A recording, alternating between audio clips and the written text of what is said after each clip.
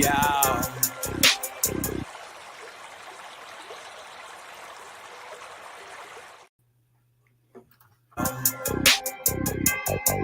Yeah.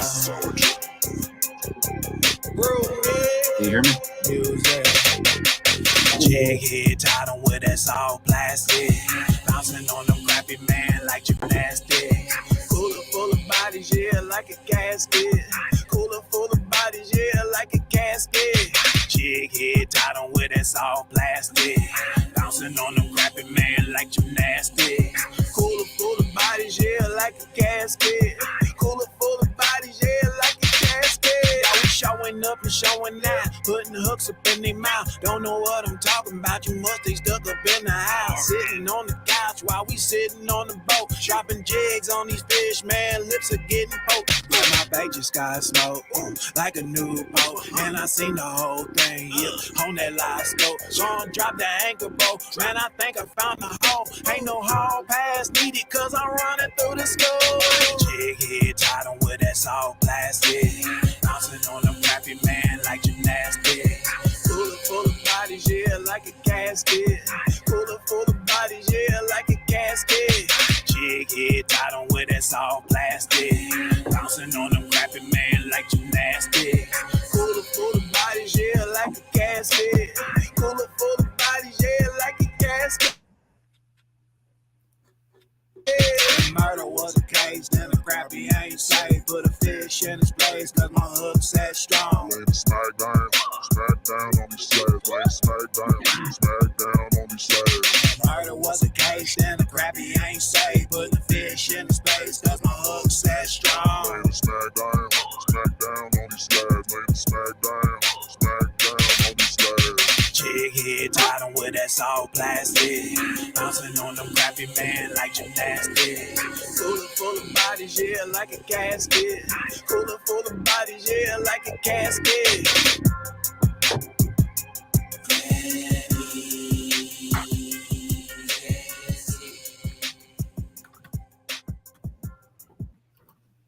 What's up, everyone? Good evening. I'm Jeff Beal. What's going on? I got my boy in the house today in the Catfishdǝn. What's up, Bob? Introduce yourself, buddy. What's going on, Jeff? What's Doing up? well. What's You? up? Doing good. Good to see everybody in chat. Yes. Thank you for stopping in, everyone. 351 Rebel River. Dave. Yes. What's up, Dave? Catfish Fever Outdoors. What's up, buddy? Brandon Outdoors. Ashley Brady. What's going on? Brady. Ethan Merchant. Hi, how are you? So what's up? What's up? Yeah, we're doing good. Everything's good. Been a long, stressful week. I'm glad it's Friday. How about yourself? Today's my last Friday working. Oh, no. This is So it. does that mean more quality time fishing between Yeah. jobs? Yeah, I'm done working next Thursday's my last day, so Okay. gonna be Got anything lined up? trophy husband now. Full-time trophy husband, part-time YouTuber. Perfect. Well, we'll keep a lookout for you. Hope everything works out for you in the long run. Yeah, all good. Definitely.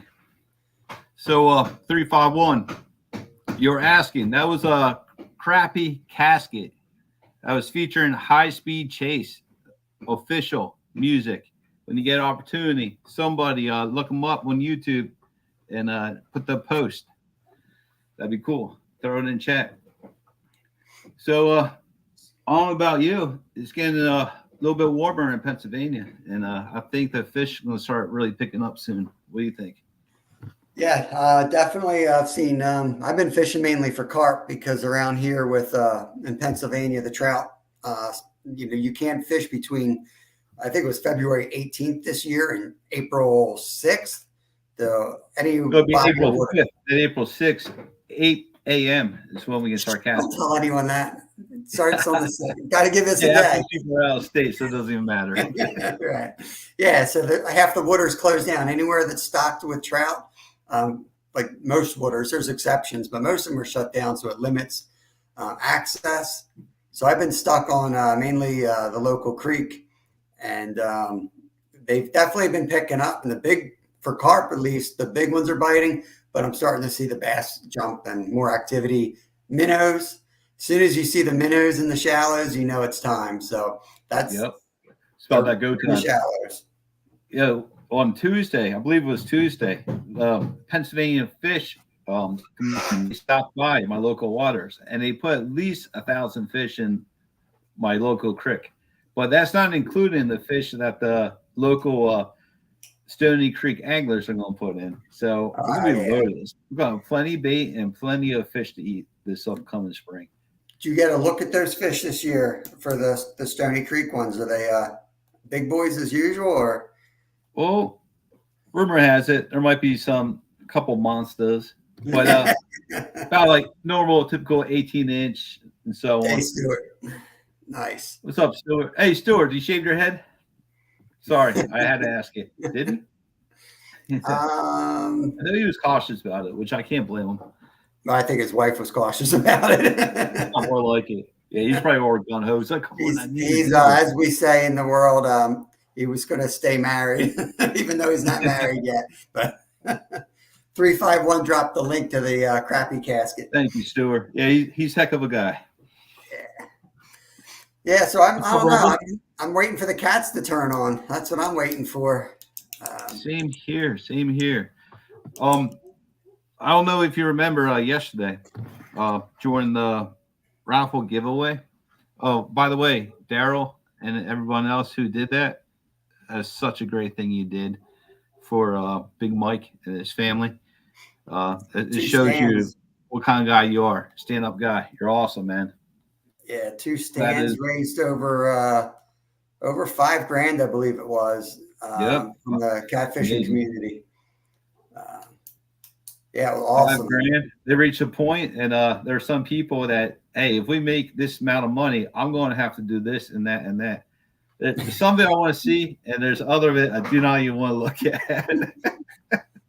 But we'll see how James River guys react. It was funny. As soon as Daryl started saying like not to give money, that's when like the big money started pouring in. He's like, don't give any more money. And people started donating more and more. We're only $11 away. Right? That was funny. That was cool. That was a good time. Yep, I had to pay. I ended up winning, to be on here. I won 2 things out of the raffle. I actually got myself here. I'll show you what I got. Got myself a Ancient Marrier 6000. It's so funny that black. That you won that. Well, I didn't win that. Shopping. No, I didn't win that. I actually won a gift card. I won a gift card, $100 gift card to this guy, Bones Fishing Gear. You catch him on Facebook, Bones Fishing Gear LLC. He's really cool. I spoke to him for a minute. We're chatting back and forth, and he mentioned, "Well, do you want this reel?" I was like, "Well, I'm in the market to get one. Hook me up." So we discussed about it, and then he said he's gonna mail it out sometime on Monday or Tuesday. I should have it by the end of the week, or if the latest, early next week.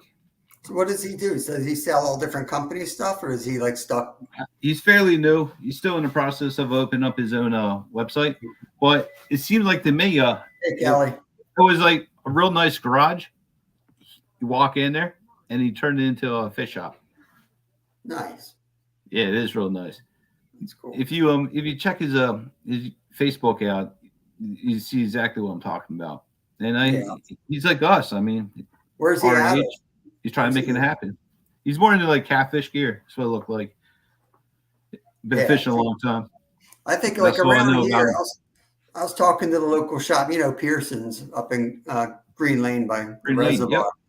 I was trying to talk those guys into like getting a small display of carp fishing stuff.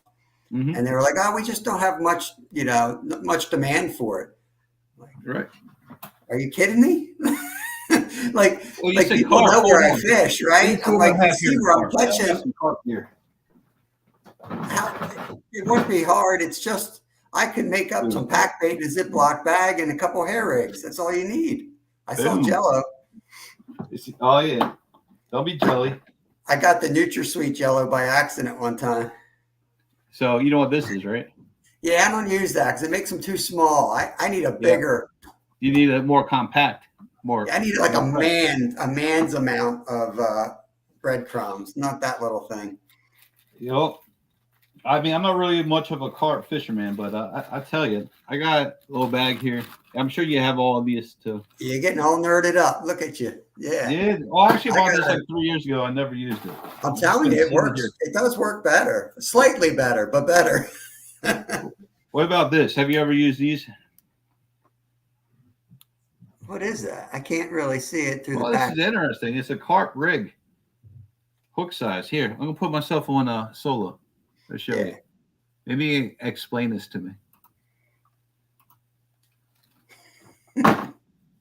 Any idea? I didn't say that, Kelly. Size 8 hook.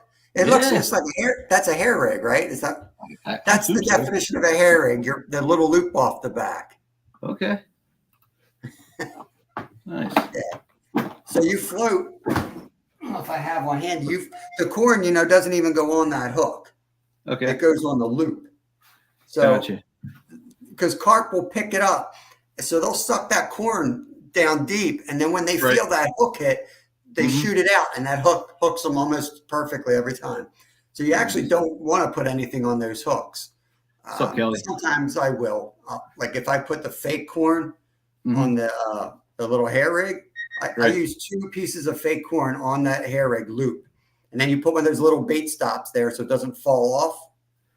And then if I'm going to put anything on the hook, maybe I'll add like a piece of corn or 2, but I usually don't. And then you've got the big method feeder, like up the line about 12 inches or so. And then you pack your bait on there. And then I take the hook. After it's packed, I take the hook and I stick it into the pack and then cast it out. Exactly. So I went fishing carp a few times, Lock 60. And we were in like I guess you know how the river comes down and it makes a pool right there? Yeah. It's like 3 o'clock in the morning. And I pretty much did almost everything you said, except for I loaded up the corn to the very tip of the eye and I cast it. And within like 15 minutes, it took some time to get that sense I was on. And it went downriver, and fish running downriver makes excitement. It was so great. So much fun. I really want to get back at it. I think right now is a perfect time, primo time. Then it is. They're getting fat right now. All right. So I might have to sneak out. Well, I'm going to have to sneak out maybe next Sunday morning to do so. No, you're not. Yeah. I'm not. Yeah, I like carp, and the problem for me is that carp are like best right now until like May, but then once trout start, I'm like all trout because I fill my freezer with trout. Like that's like my prime rib. I'll stack them. I'll fill that freezer like a deer. Yeah. I have more trout meat than deer meat at times. Just load it up, and I've got it down to a science. I can freeze them for like 6 months, and they taste just as good. Great. But then I miss like walleye. I miss like all these other species, the sea bass, stripers. So I miss all that stuff. So this year I'm like really going to try to stick to like, I'm going to hit the trout. I'm going to hit the stripers. I'm going to hit everything. Good. I think maybe like in a month from now, I'm going to go over and the perch herd. They'll be running soon. So I'm going to probably take a personal day off and go fishing up the Chesapeake Bay, load it up. Yeah. And River Boys. Exactly. He's the one that invited me. I was like, hey, I never tried it. He's like, once you figure out how to jig, which I know how to kind of jig, and you're going to be catching them left and right. He said, we're not going to fill there's no reason to fill the cooler up to the top, but get our share amount. We wouldn't be too picky about it. I think there's a ton of those. I mean, they're up at the reservoir too, or day. They're up at the reservoir. When I had the boat up there, we used to catch like 50 to 100 a day on the sabiki rigs, and we catch them 4 at a time. Like when you get on them, the problem is locating them. It's a little bit, but once you locate it and you catch, like the sabikis are good because once you catch one, you're more likely to catch another. So you don't reel it up. You set it and then you lower it slightly, and you'll pick up 3 or 4 of them that way. Nice. Yeah, those rods are neat. I never actually used one, but the whole purpose of it is when you reel up, you can't. There's no eye, and they don't get jammed up. Is that right? Um, Say that again. I mean, how does that rod work? For the sabiki. Correct. So the sabiki, I don't use like a regular. I use a regular rod. I use a stiffer than normal rod. Anything you can cast, like a little bit heavier than an ultralight, like something for like bass. And it's the sabiki rig that I use is, it might have different terms, but it's literally just like 8, 9, 10 hooks. And you could pretty much rig one yourself with like trout magnet heads going down the line. Gotcha. But what's really, like, I use it a lot. Like, well, actually, Kevin uses it more than I do. But what it's really good for too is even with like bass and perch and crappie, is when you don't know how deep or where they are, you jig one of those and you'll notice that you keep catching fish on one of them, like the third one up, and then you have an idea of like, oh, that's the water column, and then you might think like, oh, well, I've got a perfect lure for 4 to 6 feet, and that's where I'm catching them. So we use it like that to kind of like a fish finder. Nice. Yeah. Kelly said, don't forget, Brother Timmy is up on the Chesapeake Bay. Yes, he is. Every time I were watching it, Jim would be like, I know where he's fishing. I know where he's at. I know that bridge. Yeah. He was just out there yesterday. I Facebook chat him, their video chat, and he was on the boat. And he didn't caught, he didn't catch as much as he want. He said they're not picking up yet, but he really thinks it's going to happen sometime soon. Yeah. We keep I getting told these my boss warm man, days. like, hey, I'm taking off and going. He's like, that's fine with me. I'm a good worker. Yeah, I'm waiting on the striper run. Like that's the top of my list right now. Is I'm not going to miss the striper run. I can't wait for catfish and everything, but every year I miss the striper run, and my buddy down in Sea Isle is just like, "You missed it again, man." He's like, "When I text you, you got to get down here immediately." That's like, all right. So a little surf fishing, 10-foot rod, 12-foot rod. I never take the right stuff. Like when I'm chasing a new species, I just show up at his shop and with like $200, and I'm like, "All right, Cameron, here's your money. Give me something." And you know what? Like I've been going down the Sea Isle, and it's not the greatest spot to go down the shore, but there's a campground right there, so we can camp there. I can ride my bike all over the place, get to different spots. That's convenient. And it's, forget the name of his shop, a Boulevard Bait and Tackle. Cameron He has a shop right in Sea Isle, right off the island, right by the big Wawa. Nice. And I've been just going to him every year, spending a ton of money. So now he ends up telling me, like, he puts us on the fish every time. That's awesome, man. Hey, Stacy, welcome in, bud. I used to go to the fisherman headquarters in LBI. I know Frankie lives on the island. So every time I go down there, I chat him up. I was like, hey, man, we're going to meet up, go some light fishing. And he's like, sure. He's like, well, I want to go for shark. He's like, you're not a good time, but we'll try anyways. We never catch a shark, but we do catch we do catch a lot of fish. Last year, I did great. I caught a stingray. We got a bunch of tons of small blues, snappers. Awesome. We caught blowfish. I caught awesome that one in the waves from all places in the world. I know I was mainly targeting them in the back bay. I was shocked that I had one on my line when I reeled it in right there on the beach.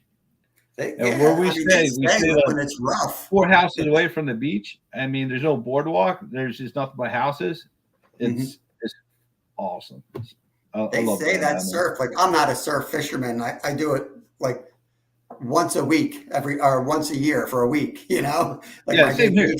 So I don't. I know. But when we go out there, gun ho, we're constantly getting bait, constantly casting out there.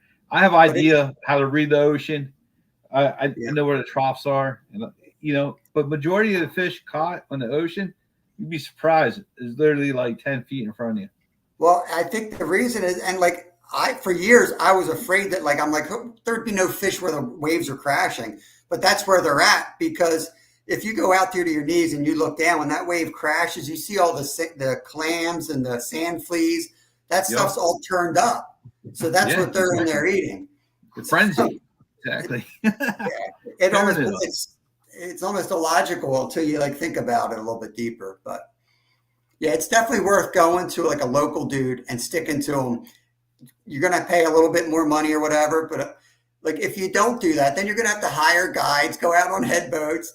I'm telling you, if you go to some dude and you buy an overpriced rod, but he tells you where to go and you go back, it pays for itself real quick. Exactly. This dude will text me and like, get down here. Like, we're gone. And he knows, like, I don't care what we catch size wise. I look for new species. Yep. And we go down there and I'll be down there with my ultralight. And he's like, that's right. And everyone's like, what are you doing with an ultralight? It's like, yeah, throw that ultralight out. They were catching spot after spot. And he's like, you could go down there and sell that to these guys for stripers. Little flounder over there. Yep. Nonstop. Here's what he told. I'm going to give you a secret he told me. He said, if you want to catch monster stripers off of Jersey, he said, you got to use spot for bait. But it sounds easy, but the problem is the spot only work early in the season when the spot aren't in yet. Once the spot are in, they're everywhere. So right now, you can't buy a spot because they're not in. They'd be super expensive. So you've got to figure out a way to go further down south to get like somebody supplying you spot to come up to Jersey in the beginning of the run. He's like, I'm telling you, if you go out there and you throw spot early on the run, you're going to slam them.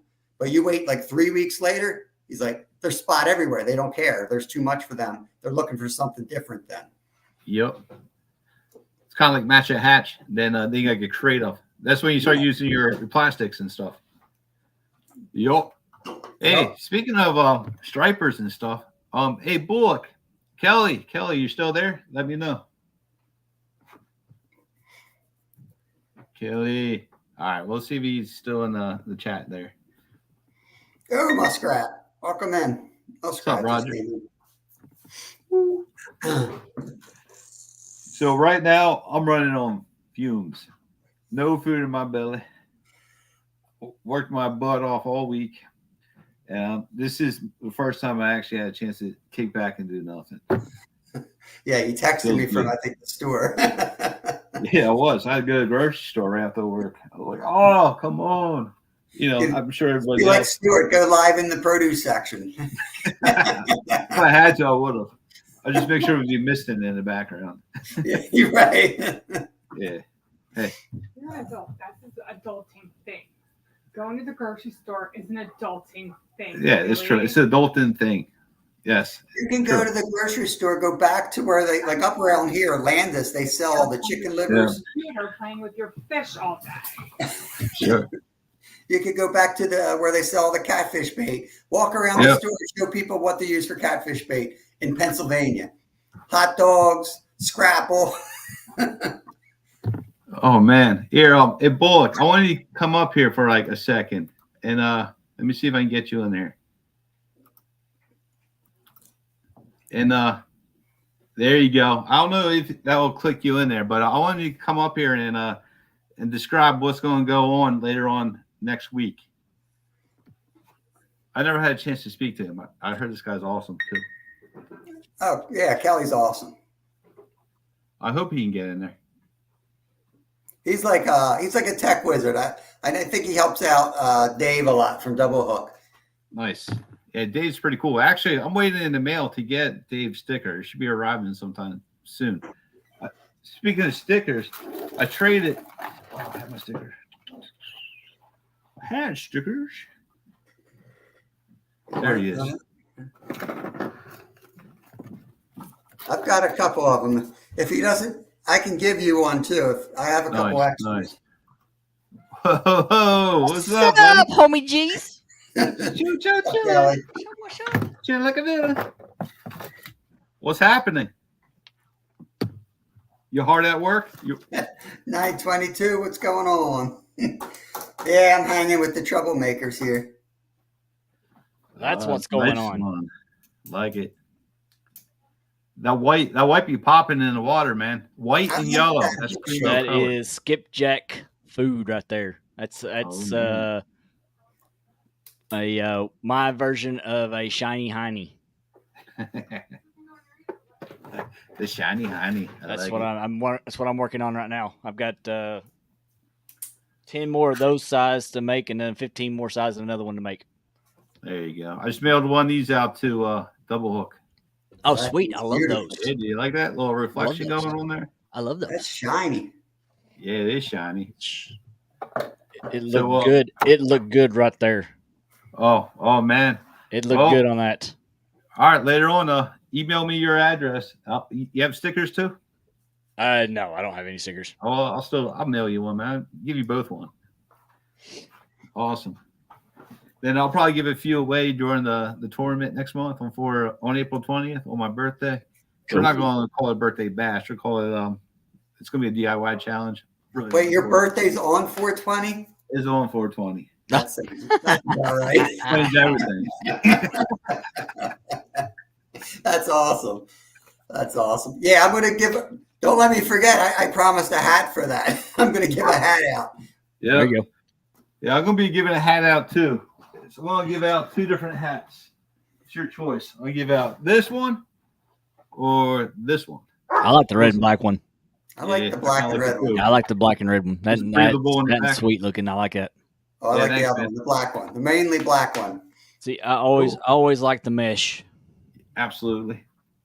It's important, especially in the summertime. So we'll get sweat stains all over it. I wear it in the winter too. I wear them during the winter. Cool. What's up, PMB? I'm always hot. Always Paul. What's up, Paul? Paul. Paul Boyd. Muskrat wants to trade. Nice. He's talking to you, Jeff, I think. All right. We can get together. I'll sport a Roger hat. I don't know if Big he's on time hats or one day. stickers. I don't know what he was talking about, but I think he's talking about stickers. I don't know if you would trade sticker or hat. I don't know. That'd be pretty cool too. A hat trade's good too.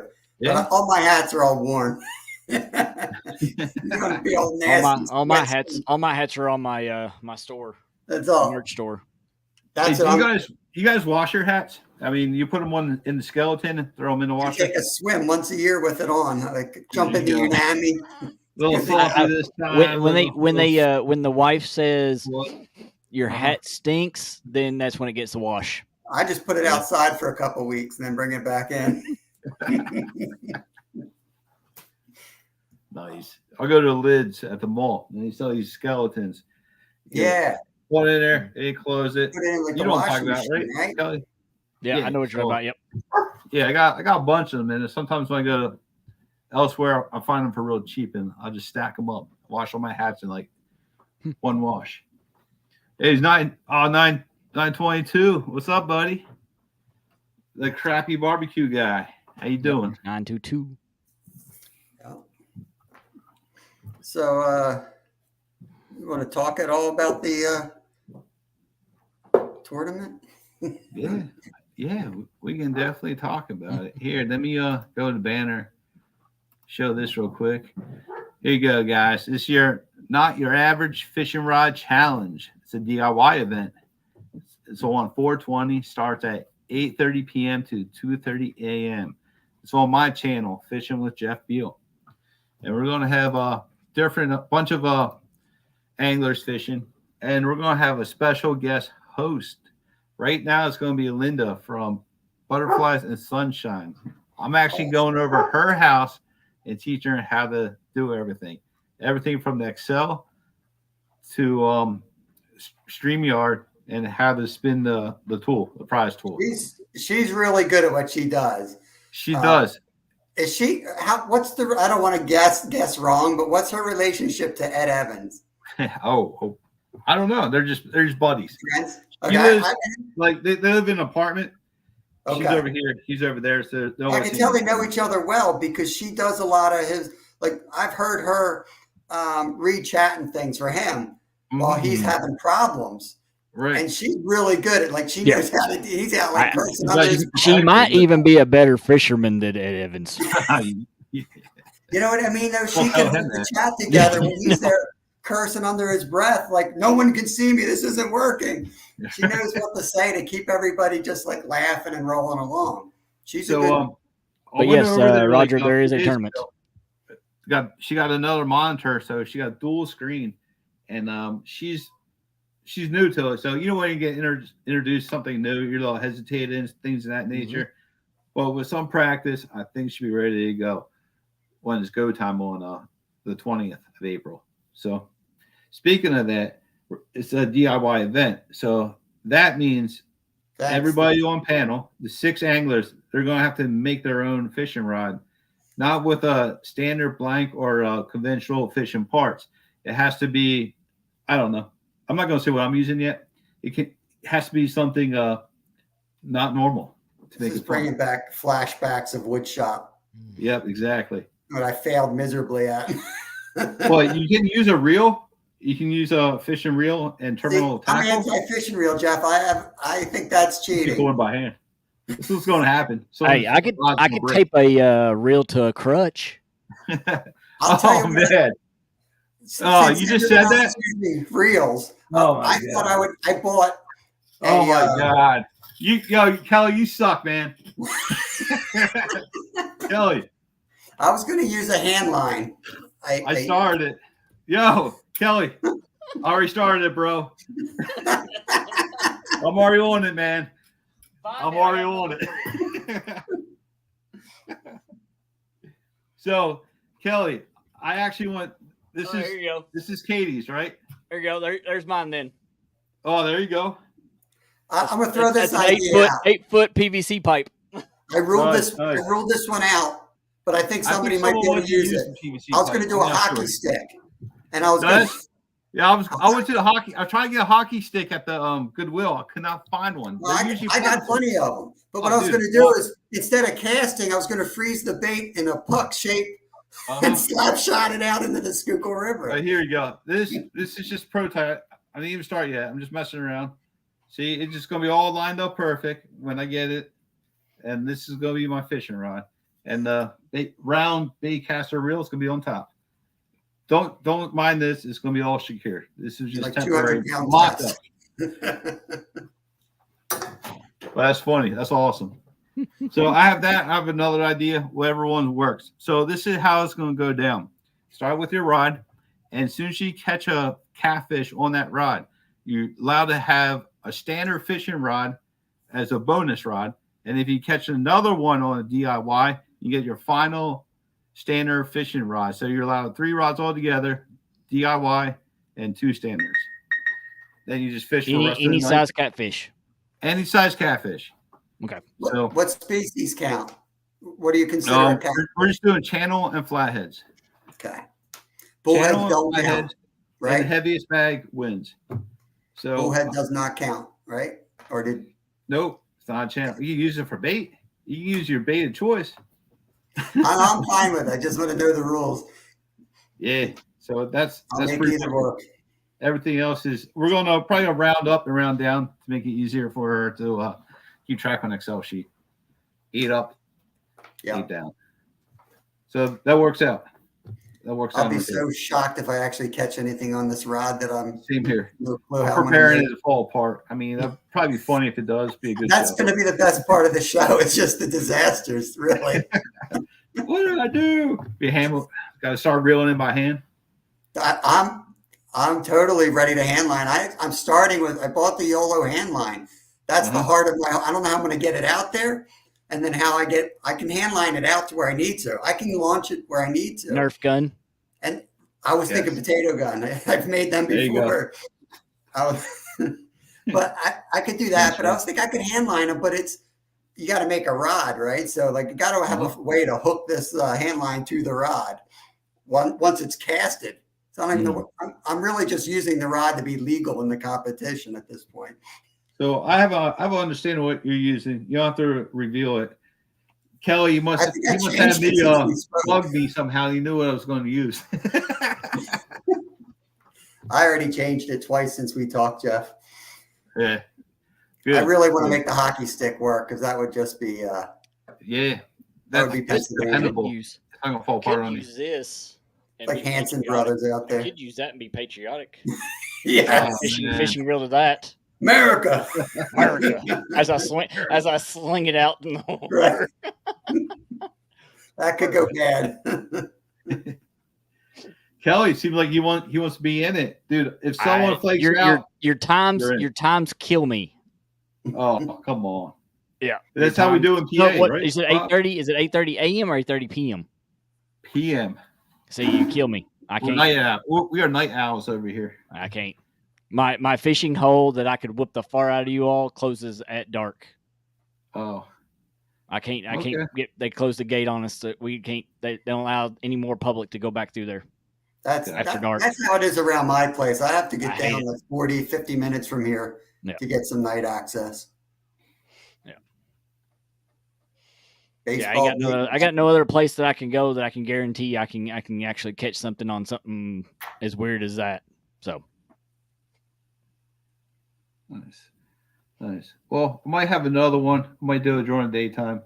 See if what you're happens. going to do a daytime, I can do a daytime anytime. All right. Well, okay. Later on in the year, when the flatheads and the channels really pick up, I might allow to have blue catfish in it too. So if we have it on like 2 people's channels, 3 channels, you just get everybody involved. Yeah, that'd be exciting. That'd be then you guys can put a video together because both of you are masterminds and you can make a heck of a video. Yeah, that would be cool. Definitely. All right. Awesome. What's up, Stuart? Hey, Stuart, you shave your head yet? Wendy ain't gonna let him shave no head. I Well, tried he to said he was- I he was tried to going ask, to I tried to live tell tonight. him to ask Wendy if he can at least cut like 3 inches off of it. There you go. I shaved mine, guys. I shaved mine. Your stay shaved. Although, Your my stay long- shaved. I got the cover up going. 9 I would have shaved my beard, but I already shaved Nobody it. has to pay. It is a city park that's public. It's 365 acres lake. But they have a guy that basically takes care of the park for the city and stuff like that. Right on. And he lives like 45 minutes from the lake, and he hates having to be out there after dark. So he shuts it down and kicks everybody out. That's not fair. No, it's not. I'd You be don't want annoyed. people back You know there. what you do? I'll tell you what to do right now. You guys, do you have a mayor? You have a council? Sure. I mean, Oh yeah. you need to get a group of people. You go every time they have a meeting, and make sure you're polite and you make your voices heard. Here's what Exactly you can what say, need because to do. I want to fish at night. Dang it. this is one I thing mean, you you're can out say, there, you're though. fishing, you're not doing drugs. I mean, No. what's the Right. problem? I mean, at least let me. They have a parking lot up above the gate. At least let me leave my stuff down there, go pull my truck out, go park, and walk back down there. We have a I'll local carry park. my stuff back out. I don't We Do care you if have you a want to let me do sensor that. gate? Is there You a wanna let roll us do gate that. with the sensor, or is it got manually shut in chain it? Yeah, it's manually shut and chain. Yeah, and there's no way around it. I mean, you The literally lake cannot near drive us- around it.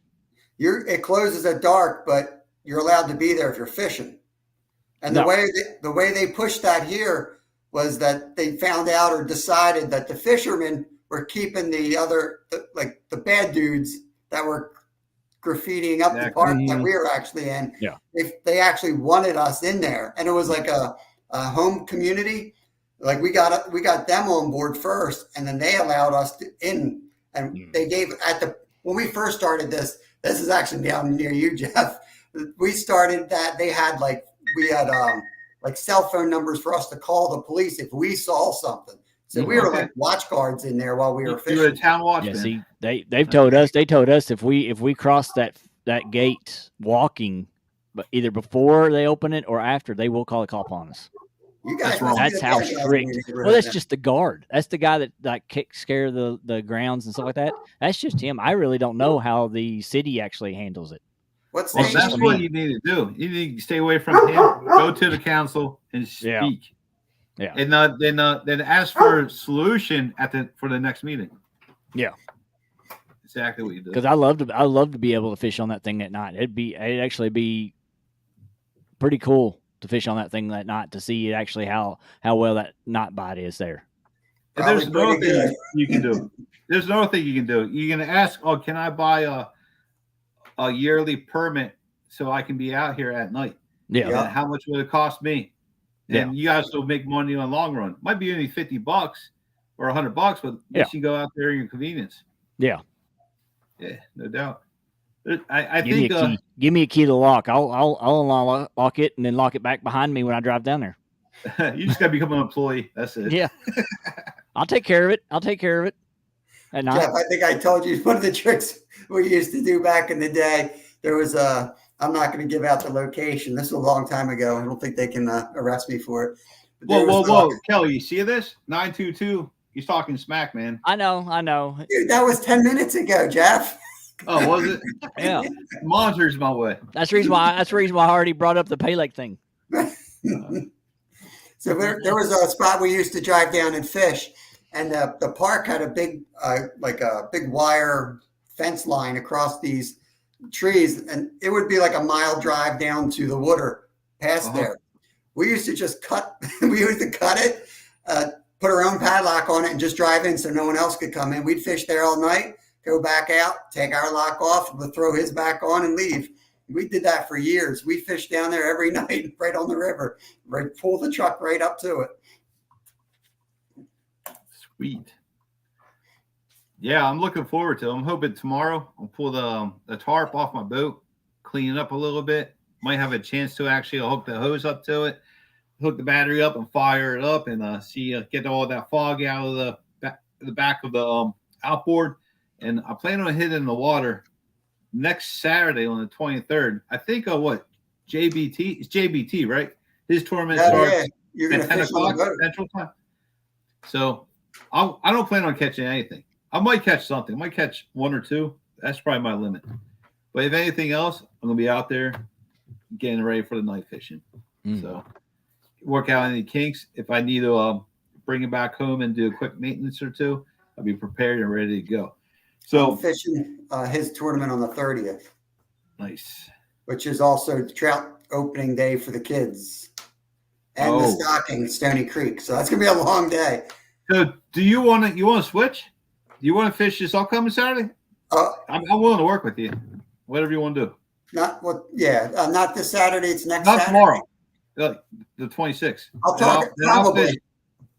Probably, yeah. All right. That works. Because the 30th, I'm going to be down at the Stony Creek Angler stocking trout all day, and then we're going to fish if we have time before sunset. Well, you know what? That's going to be hard for me too, because I usually help volunteer and help clean up the creek on that particular day. So it's cleaning the creek day and mentor day at the same time. Yeah. You let me know, one, dude. Yeah. I don't want to punk out either. So I'm committed. So I'll figure it out. I mean, worst case scenario, I'll see if you can fish, or we can fish together. You can fish on my boat, and you can take the win. I don't need another fishing rod. You can just have it. I don't even know why I signed up. I signed up, and then I thought, wait, this dude's in Texas. I signed up, and there's snow out front. I'm like, what am I thinking? The prize, I believe the prize is a fishing rod. I'm not sure. It was something cool. That's what I saw and signed up. And then realized if you want to be on my boat, that's great. If you want to hit the bank, that's great. I think it's going to rain on next Saturday anyway, so we'll see. Rain's good. Oh, yeah. We'll play by ear. Rain might not be a bad thing as long as it's not flooding. Right. You know where I'm going. Already up as is. You know where I'm going to go. Muskrat, have you hats? I doubt he's out. He's probably pieced out a little while ago. Yeah, I don't like StreamYard's view. I'm so lost when I'm on StreamYard. Yep, 351. Thank you. I remember. So Kelly's like, yeah, he's getting a good connection going. He's making deals, making trades. Sell. Use some lead. I'll trade you. I got extra liter. I need good handful of buckets of lead. Clean, already clean, the melt. So every time I go up to New York, I'm like, you go up there with lead, and people are like, "You got any lead?" Yeah, because they can't buy it in New York. Yep. Exactly. The same thing when we went to New York. Oh man, I need to go back to New York. I learned a lot of the areas where a lot of people don't know. And I fished very well there. It's just like trout fishing up there. Exactly what it is. You just want to floss it, you're on. So the only thing that's different, bigger water, and water flows quicker. Yeah. That's the difference. Yeah, we'll be going up for a whole week and sometime in October, and then we'll go up again around Thanksgiving. We'll go up for steelhead. Yep, that's the best time to go. I'm going I to want go to go whole week, October, November too. whole week both times. Do you stay out of the hotel or you camp? We camp at Brown's in Altmar. Okay. Well, we You can- went. We actually had to. River. We had to bring weed whackers and bushwhackers with us, and we had to cut down the field just to get the RV in there. Brown's, It's- I'm telling you, Brown's is like 15 or 20 bucks a night. Okay. And they've got all the cleaning set up. They got the that play showers tables. there. Oh, They that's have great. showers, bathrooms, yeah, RVs, everything is there. Sweet. We just do a tent, but That's all you need. and you can walk to the trestle from there. Okay. Well, the trestle's gone, but you can walk to the trestle. Yeah, they took that out. I heard about that. Yeah. I got some might have some cool pictures of that still. Yeah, I have a That's where short I caught out my there. first one. I caught I my have first a one right short- in that pool. I have Huh? a short down there when back when the pillars were there, and they would line up two on both sides of that run. Yep. And it's just chaos. And I sped it up and I put I think I did Welcome to the Jungle to that one, because that's all you see is just it looks like they're whipping the fish, which basically they are. Yeah, dude, I have this like 10-foot rod. I have a spikes on there. We're walking through Salmon River, walking everywhere, and it literally took me like a day just to get used to not hitting the rod on every tree branch, every weed or whatnot on the ground. I hate that. I got to go shorter. Like everyone told me to get a 10-foot rod, and I got out there. I was like the only person with a 10-foot rod. Everyone had 8-footers.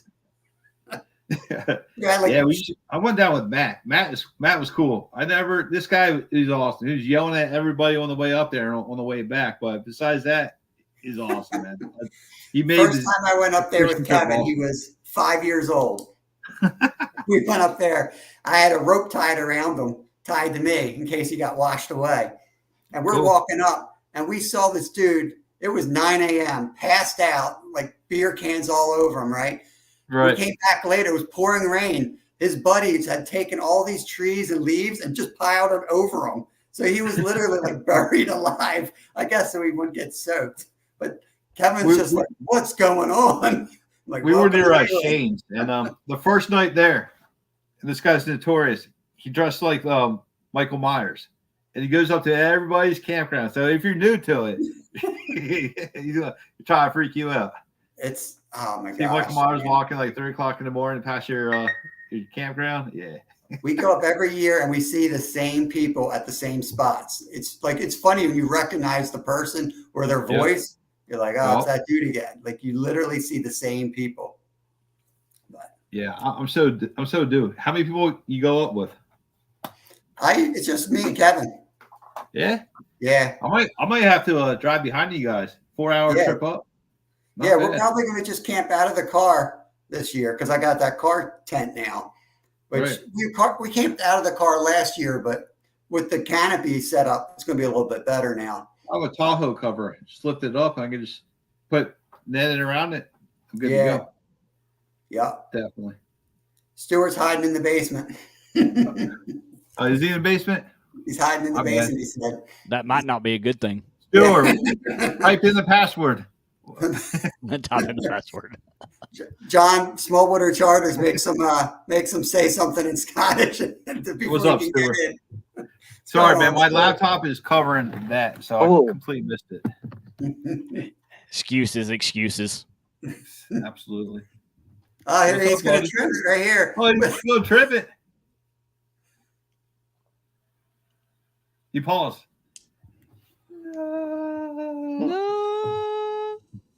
There you go. There it is.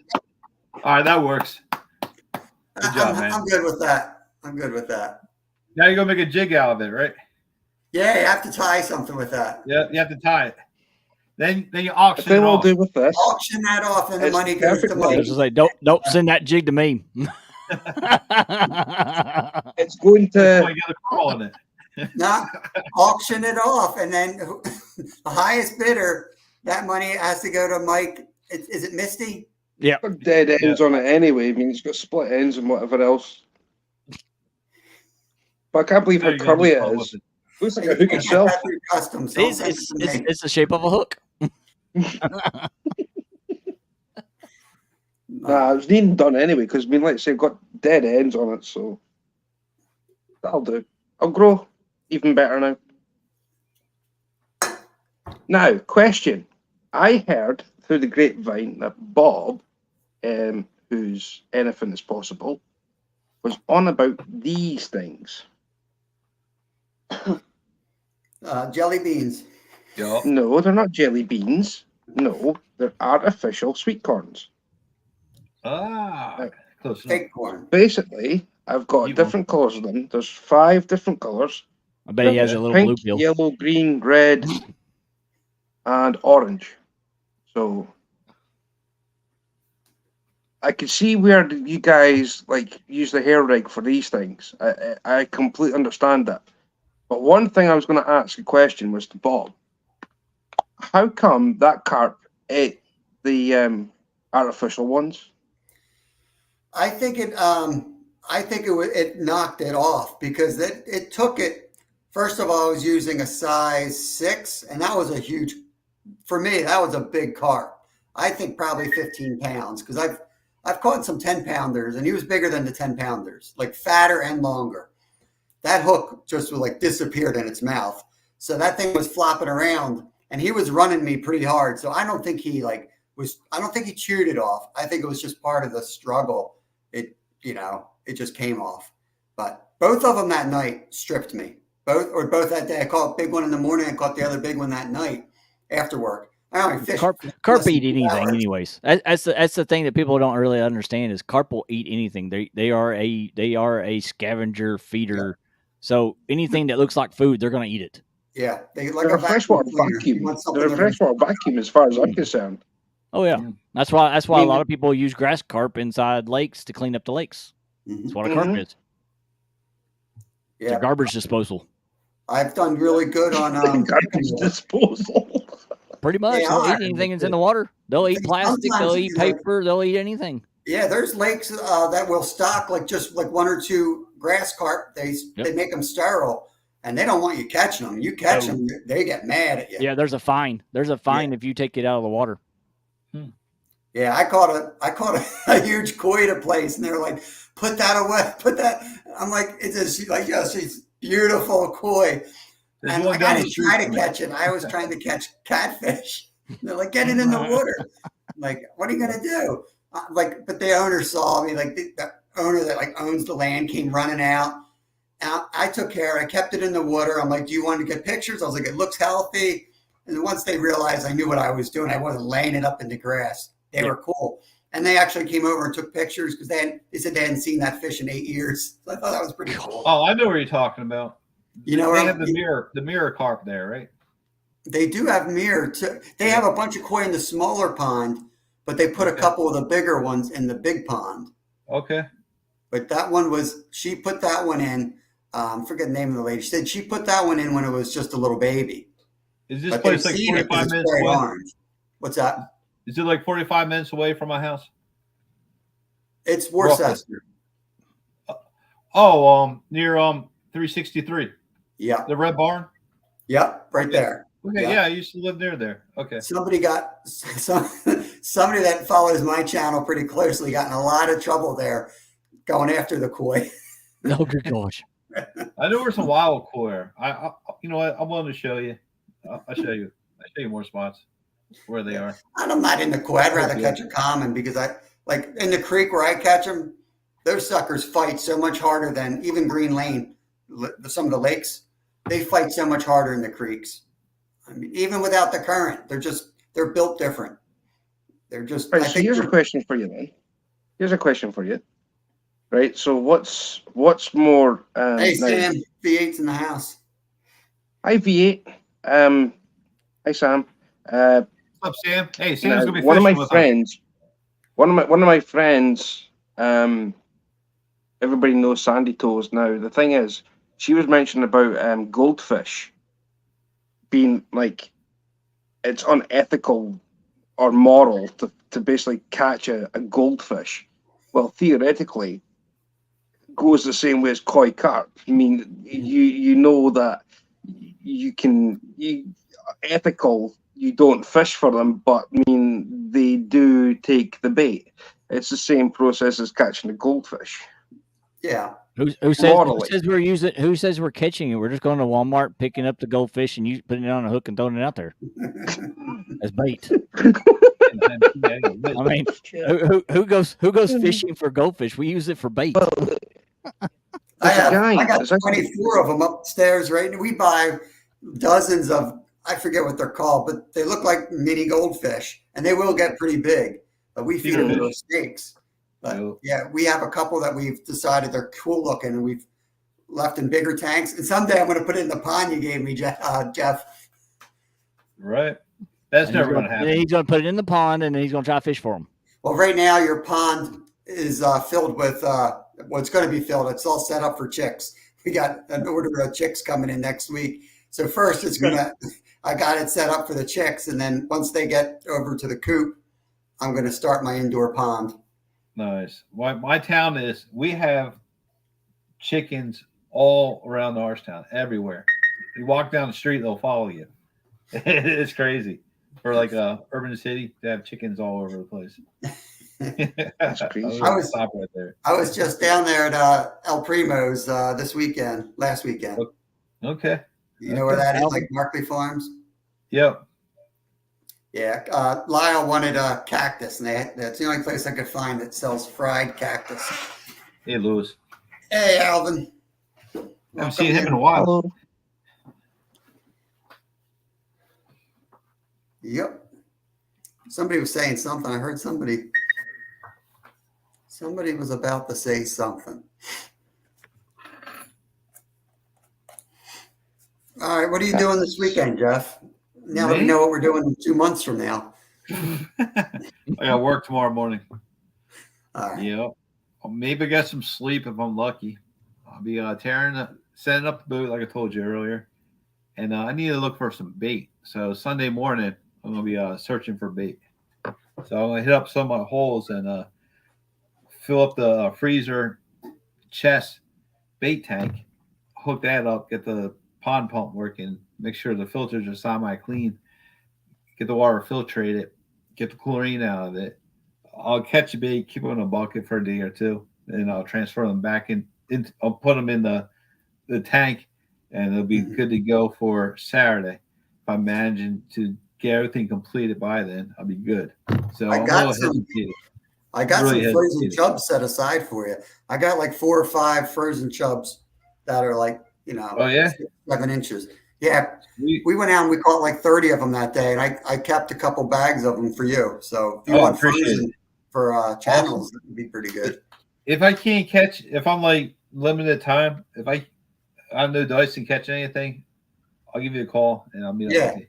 Yeah, they're just sitting in there. I got like 15 or 20 of them left. Jeff, Bob also has a freshwater bait tank. It's an indoor live well. That white sucker was supposed to be his. I caught a white sucker because Jeff asked for white suckers. Yeah. We went out with Kevin and we caught the white sucker, and then Kevin's like, "Oh no, this is my pet now." So we have a white sucker. No, I told you, put it in a fish tank. You guys threw it in there. I was like, "Oh, there it is." They're saving it for me later. I said, "Man, if I see a big muskie, I'm pulling that thing right out of the aquarium." Yeah, you did. Go for it. But yeah, we got these creek chubs. They're really hard to keep alive. You can keep them alive for 2 days. I might be doing something wrong. I've got 3 or 4 that are over a year old that in my turtle tank. No kidding. But it's. I think what it is like when you first put them in, they die almost every time. But eventually, those survived, and they've survived easily. So I think they're just like real picky on like newer tanks. I think you have to have a tank established for a while that's cycled through, because some tropical fish are like that. You can't put it into a new tank, and I think they might be like that. At one point, when I used to keep the bait fish in the big core, I'm talking about big cores down in the basement, and I always brought some creek water down in a 3-gallon and dump it in there to mix it up, so it's more like a natural water and they'll stroke on me. You got all that chlorine water down there in Norristown too. We've got a lot of stuff down here. Yeah, we got all spring water, and I still mix it with the creek though, and I'll replace. Like I've got like a big cooler too that I use sometimes outside, especially if we're going to fish like that week or something. I'll fill it with sunnies and chubs, and then I'll get a 5-gallon bucket each day and take 5-gallon water out, and then take fresh 5-gallon water from the creek in, just so they have new fresh water circulating through with the oxygen. Heading out. I'll see you. Oh, he's out? I'm not heading out. I'm just going to be here for 2 minutes. Okay. He's in his own little timeout for 2 minutes. Got it. And I add ice, Jeff, because it gets hot in the summer when we're catfishing. So each morning I'll take just one tray of ice from my freezer and dump in there with them. Nice. Sorry, I was messing around with this stuff. Yeah, that's good. Good stuff right there. Yeah. So what's the big plan for you? What are you guys doing this weekend? Anything? Me? Yeah. I don't know. I got to ask the kids. I don't know what's going on. Tomorrow we are going trout fishing. We're going to do like a catch and cook, mainly a cook, because it's very controversial. It's called a pay to fish place. But it's actually they do it for St. Patty's Day every year. They load this little creek up with a bunch of palomino, gold rainbow trout. So I told them they both can catch 3 trout each. So they're going to go catch their 3 trout each, and then we found some cool Irish dishes that we're going to turn those fish into. So that's kind of our plan. Sunday, I don't know. We'll probably bait fish. I don't know. What about you, Kelly? Kelly? What are you up to? Work. You work on local? You work? Is it close to your house? Yeah.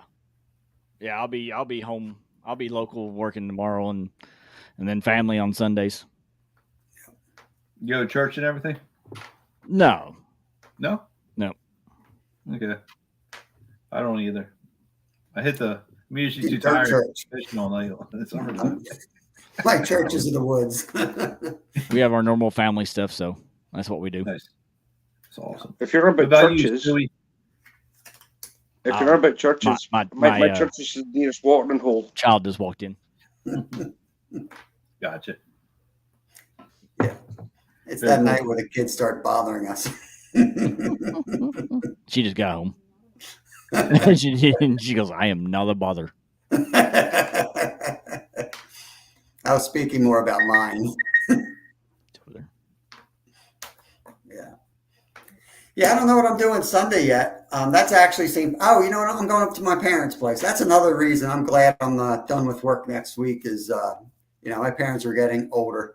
So I'm going to spend some more time up there. And I got to get up there because they got bags of salt. They can't get down the steps or something. So I'm going to go up there. And then they live in a little community with an awesome lake. So I'm going to be like, hey, hi, I'll be at the lake. And I'm going to be down there fishing. Cool. So you guys have any big trips coming up besides going to New York, Bob? You know what? We're going to go up I forget what exact day it is. It's close to your tournament, but it doesn't overlap. Nice. The total eclipse. We're going to have a total solar eclipse around here. Okay. But you have to drive about 6 hours. So we're going to go out to Pyotuming Lake, which is loaded with huge catfish and muskie. And we're going to go out there and camp so we can see the solar eclipse while we're fishing. So that's probably our next, not big trip, but I mean, it won't cost us nothing. We're going to just camp in our car in a parking lot, but it's going to be a pretty big trip as far as preparation. And it's a long drive with the kids. And exactly. And then next is I'm going to be watching for, let's do it. I will donate to you, Bob. Right, I will donate 2 bottles of Mountain Dew. In fact, 4 bottles of Mountain Dew. 2 for Kyle, 2 for Lyle. Should I say 2 for Lyle and 2 for Kevin? Just for the journey, and then I'll do another donation of another 4 bottles for them on the trip coming back the way. You wouldn't do that if you liked me. Jeff can speak. Jeff's seen Kevin on Mountain Dew. Yeah, he kept me awake. I don't have kids, and once in a while I'll be around them. It's fun because I act like a kid next to them. Whatever. This kid kept me busy all night. I fall That was the asleep. closest Wife thing to showed a up, she's not babysitter I've falling ever asleep, had. running around like little kids. I loved it. I love my nephew, and Wendy loves it.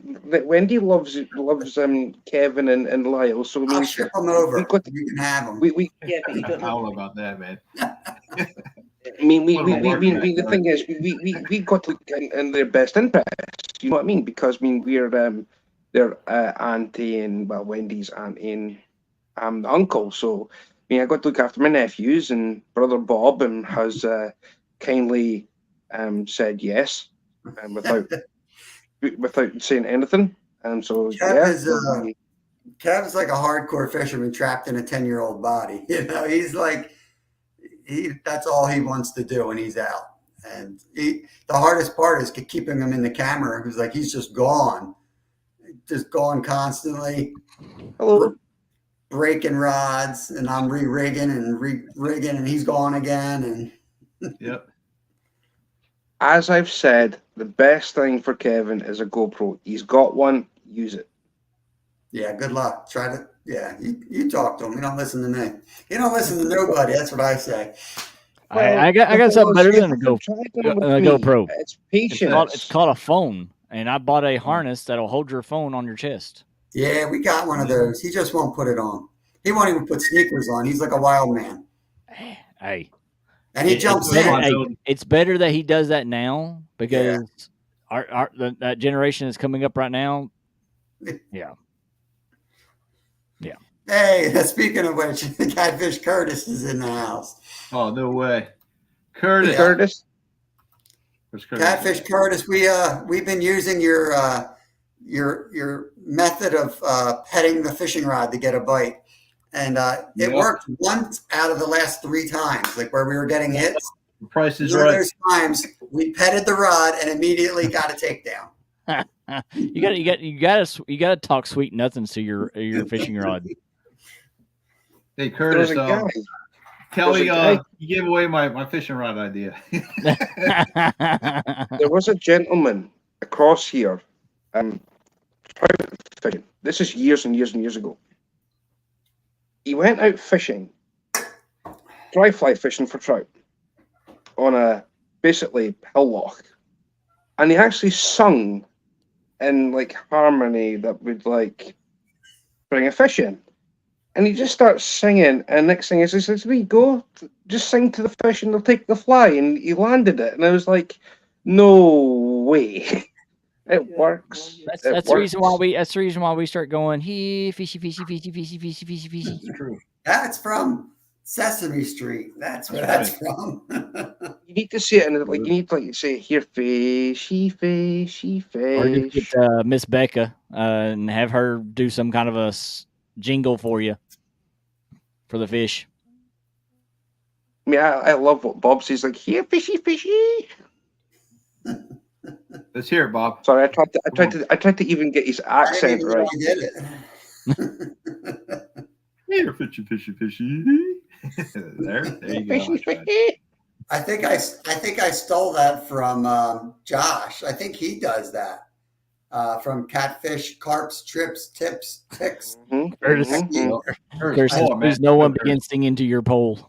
Yeah, I watch him. I used to watch him a lot when I first got into catfish, and I watched him a ton. So I think I probably stole it from him subconsciously, if I say that. I think Curtis try said he's everything. using I try everything to get for a it right. fishing rod. Talking He about said it's all fishing, in I'm the going wrist. tomorrow. He said when you pet it, it's all in the wrist. Nice. I'm going out fishing tomorrow, so Where are you fishing? In saltwater? What are you Or, targeting? I'm going saltwater fishing, Bob. what species of bass are you going to go after? A sea bass. Come on, really? A sea This is an bass. inside joke, people, right? There's no bass across here apart from ones that live in saltwater, but they're not damn sea bass. We don't call them sea bass. We just call them bass.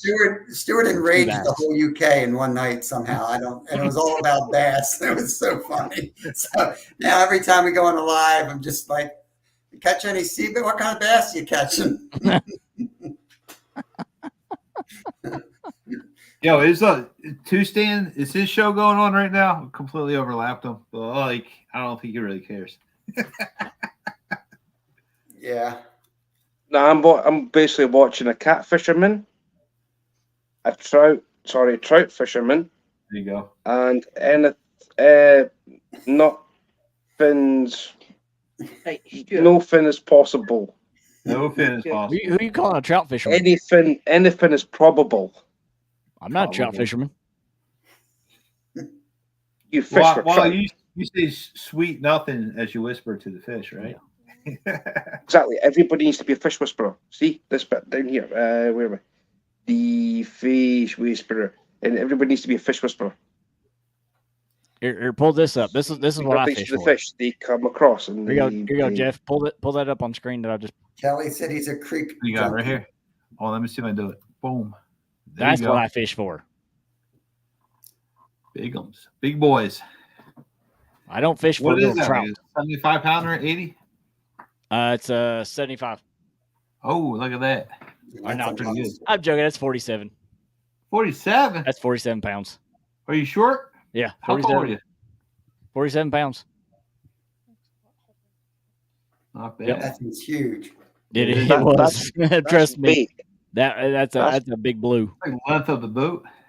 You know Say what? width-wise. There's a certain weight of a fish that you reach, and then for like the next 30 pounds, it looks the same. And the reason is because once it hits a certain weight, like you're holding them out, right? Gets to a certain weight, like you can't do that. So you go like you bring it in, and like for that 30 pounds, people are like, "Oh, that's pretty big." You're like, "Dude, I can't even straighten my arms on that fish. That's a huge fish."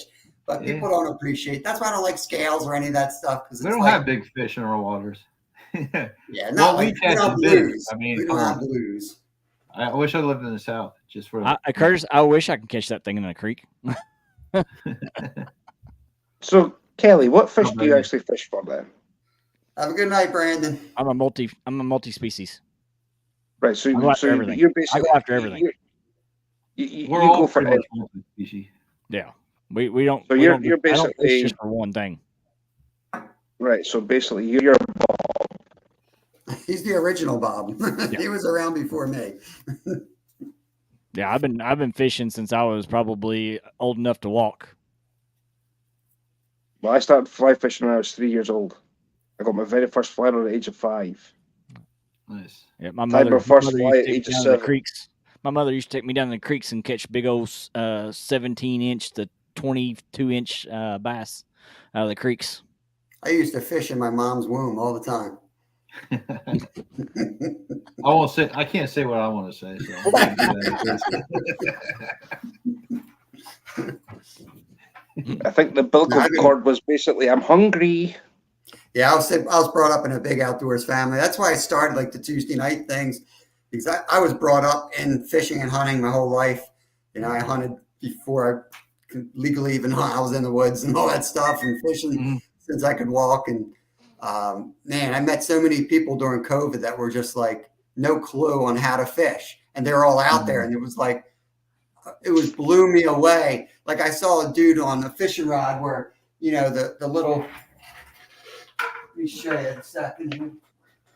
It's too much sugar there, Stuart. Stop breaking my. Pardon? Too much sugar.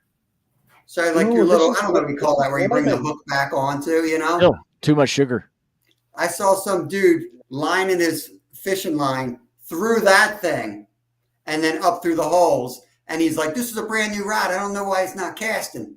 And I looked at it and I was like, dude. As I showed him how to re-rig it, I had set him up. And that dude was like on the fish in no time. And like it blew me away because like everyone does like fishing shows and everything. But like there's a huge part of the population that started outdoors in COVID that don't understand the most simplest things. No. And you No. feel like an idiot pointing those things out. But like I try to subtly do it so that if they're watching, they can pick it up and not feel like embarrassed by asking it. But Nice. I mean, that's just why. I mean, I'm going to ask a genuine question here, right? And there's one thing that I didn't really want to tread on toes. I don't like doing that. Well, I'll be honest. In my opinion, right? Bob was busy on a Tuesday night, and I just seen the post that he put up, and I went, "Well, if you're busy working, I'll try and cover at least one.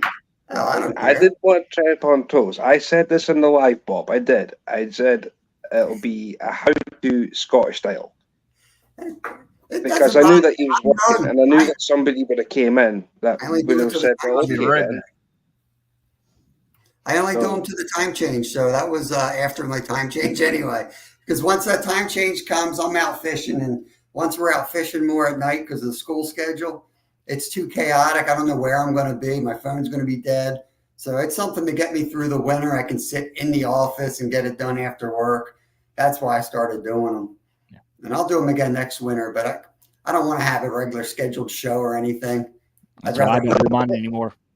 Yeah. But Yeah, that's what you I'm had a saying, good that I've been show. doing mine. I've been doing I'm mine for hoping- almost 3 years now, and it's just it's tiring. A lot of people don't realize how much it has to go into doing a show. Yeah, I try to get an idea of what I was going to talk about. I would like poll members and public and try to get ideas. And then I would try to like research it because like you know what you know, but it doesn't mean you're right, you know. So I would research it and some people would email something. I'm like, oh, I didn't even think about that. Better not say that. I should say this. And it's a lot of it's a big commitment. And I think like I mean, if I don't have something to talk about, I don't want to be on. So I'd rather be on less than and on more with nothing to say, you know. Mm-hmm. I thought I'd just try and do something because, like I say, when Bob was stuck in the office, and it was just before your guys' time change, and I went, well, I'll throw something in the mix. And I thought that since I said I hope Bob didn't mind, and I'm still hoping that I did him justice, just No, I for don't- like I don't that have Tuesday. any problem with it. I don't Oh. have a big show that people come to watch. If you're tying jigs or you're out fishing, you go when you go live. I've learned Right. that. I've learned that this whole entire time. Yeah. Who cares who's There's too on? many. There's You too go many. live when you have a chance to go live. That's Yeah. it. Yeah. I'm paying for the service, therefore I want to go live when I want to go live. Absolutely. Well, unless there's like really something special, you gotta respect it. Right. Right. Absolutely. Like if you really like I hate doing anything over top of Roger and Creo. Right. I won't, just because I respect those guys enough. I won't do it. Now, does that mean anybody else is going to not do that? No, a lot of people will. They're gonna go over top of them, but I won't. Yeah. I mean, everyone's got their people that they're like that with. My rule is like if I'd rather watch their show than watch my own, I won't go over it. That's usually what it comes down to. Like for me, like John Parker is probably my favorite guy to watch. So if he's live, Thanks. I'm going to be watching him. I mean, like you're on all the time. So if I know you're sea fishing, I'm going to watch you. But when John Parker's out there, you know, first of all, he's not a spring chicken. Nope. There's certain people that He's not, and if he catches catfish, it's going to be a good show. right. And that's a good show. It's and you know what I mean. He's not. You know, there's people that are around us that won't be around us forever. Yeah. And when That's they true. leave, and you miss your chance to like, and he's an awesome. If Dana's out there, then it's you talking about it. It's even better because them two going at each other and arguing with each other over stuff. It's so funny to be This able to is John Parker right here. He made this for me. Come on. That's all. Yeah, he's done some of it. Like he does thumbnails for everybody, and all my thumbnails on my channel. I would Yes, say 99.9% of all my thumbnails are done by John Parker. Yeah, There's only a couple that I've done myself. I don't want to be all like. There's another thing I do. I mean, I will respect if you have something planned ahead of time. That's like a tournament. If you're out of state or something on a big trip, unless if there's like a major event, like you're reeling in like a huge maybe like a 40-pounder catfish, I'm going live it for at least 20 minutes. Then you can send the people right back then. Yeah, something like that is no big deal. Yeah. And now with some of the tools that they have on YouTube, like one of the things I'm going to be trying to do now that I'm going to be fishing a lot more is like I'll be going live a lot more, obviously. But like I'll try to be aware when a show's coming on, and you can take your whole audience and steer them to another live that's going on. Right. Mm-hmm. So like if I'm live for 3-4 hours and somebody else goes live, I might overlap them for a bit if the action's good. But then you can go in there and I forget what it's called, but you can set it so that it takes your audience to theirs once yours ends. Redirect. It's a raid, what they call a redirect. So Redirect, you redirect. right. So at the end of yours, when you end it, everybody in your chat goes automatically starts watching theirs. Yep. And if you're watching that show when it's redirect, it will let everybody on its they know they're getting rated from your channel. The chat. Yeah. Yeah. It's such a nice way to like advertise for yourself and help a channel. Oh, yeah. It's a good tool to have or use. There will be some things this year that I'm going to be asking Bob behind the scenes. I mean, this is where me and Bob are hopefully trying to like coincide with one another. That we can do lives fishing. So basically, I could go saltwater fishing. He's fishing for, like, just say for trout, and then vice versa. Bob can go fish for anything. Well, basically, when I say anything, is anything. I could go and trout fish and basically just say, well, this is what I can. This is what they're across here. You know what I mean? Yeah, it'd be cool to have an international StreamYard where you try to get somebody from different countries, and as many different countries as you can. That'd be kind of cool. I mean, we should do a little bass tournament, but Story won't be able to catch bass. So. Well, I tell you what, there's a fishery that I can go to, right? Now, you say about bass, right? I'll tell you something. This fishery has brown trout, which Bob has witnessed by himself, that I caught a huge brown trout. My personal BB, it happened last year. I caught it for Kevin's sake, right? I named it after him. Now, there's rainbow trout, there's blue trout, and there's also tiger trout. This has got 4 species. So basically, what I'm thinking is, I've already tallied it up that a tiger trout would be 4 points, a brown trout would be 3 points, a blue trout would be 2 points, and a rainbow trout would be 1. You said brookie too? Well, brook trout, this is the thing with tigers. Tiger trout are a subspecies of a male brook trout, and I think it's a hen brown trout. It could be vice versa. I can't remember exactly what the thing is for tigers, but it's definitely brook trout along with a brown trout. That's how you get the tiger come along. So now, will this be creek only or lake as well? This is all in one place. So if you host a tournament for trout, are you allowed to fish any type of water or just one particular water? Well, it's just basically what's in front of me. It's fly fishing. I only do fly fishing. I don't do bait fishing. All right, so therefore you're in the stream. Okay. So, and plus, I don't have any. The closest place that I can fish for free for brown trout is 3 places. I've got the Brothick Burn, which is where Wendy's from, the Elliott Burn, which is the opposite side of Arbroath, and I've also got a place where I get no mobile signal, but what I can do is I will video this without any editing, because I don't know how to edit, and what I'll do is basically put out a video. It'll be a long form thing, so it'll basically be like start to finish, no editing.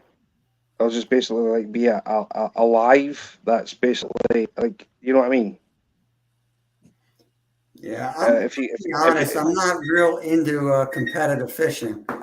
I'm very competitive by nature, and I know I don't like to be competitive near my kids because another side of me comes out. So I try to keep it fun. So I like to, like, I've done Sunfish King, and Jeff's got some tournaments, and I'm doing JBTs. But I don't do them to like try to win usually, because I purposely don't like. I do it if it pushes the boundaries a little bit. Like Sunfish King, I thought it fit our goal that year was to see how many different species we could catch. So I knew that was going to push, make us do it even more. Yeah, the ones I've done, like I did the panfish one. I did Mark from Catfish and Crappies 1 versus 1, just to push myself, not to really win. It was just to push myself to try to be a better fisherman and go after something instead of just pretending like, oh, I'm just going to throw it out there and see what I catch. Really try to target something. Yeah. So, Yeah. but guys, appreciate coming up. I got to get out of here. Me, All right, Kelly. All right. I We'll won't catch be you on the long next after time. you. Have a good night. See y'all. see you there, Kelly. I mean, the problem I've got with me, is I used to be what's the word I'm looking for? I used to be a fun fisherman. You know, just go out fishing for fun, and everything was fine. See, since I've joined this other club that I love so dearly and it's close to my heart, it's ruined me as basically a happy-go-lucky guy. You know what I mean? Like Bob, for instance. I mean, I'm in the same position as him. If I was to basically say that, right, we're going to go for a day's fishing. You know what I mean? There's no competition or nothing. That part's ruined me because of this club that I'm in. Is because there's people in there who have won trophies and everything else. I won a club championship in 2021. My dad won it in 2022. My uncle won the league and the club championship trophy last year.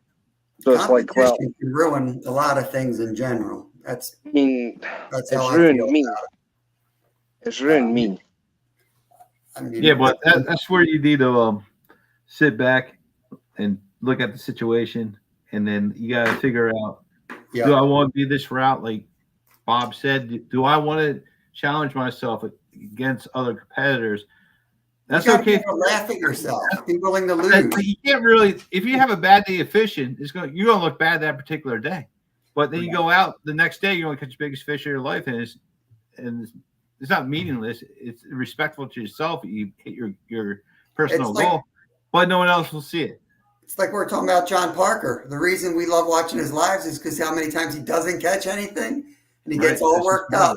And when he does catch one, it's just like an epic moment. Even if it's not epic, he makes it an epic moment every time.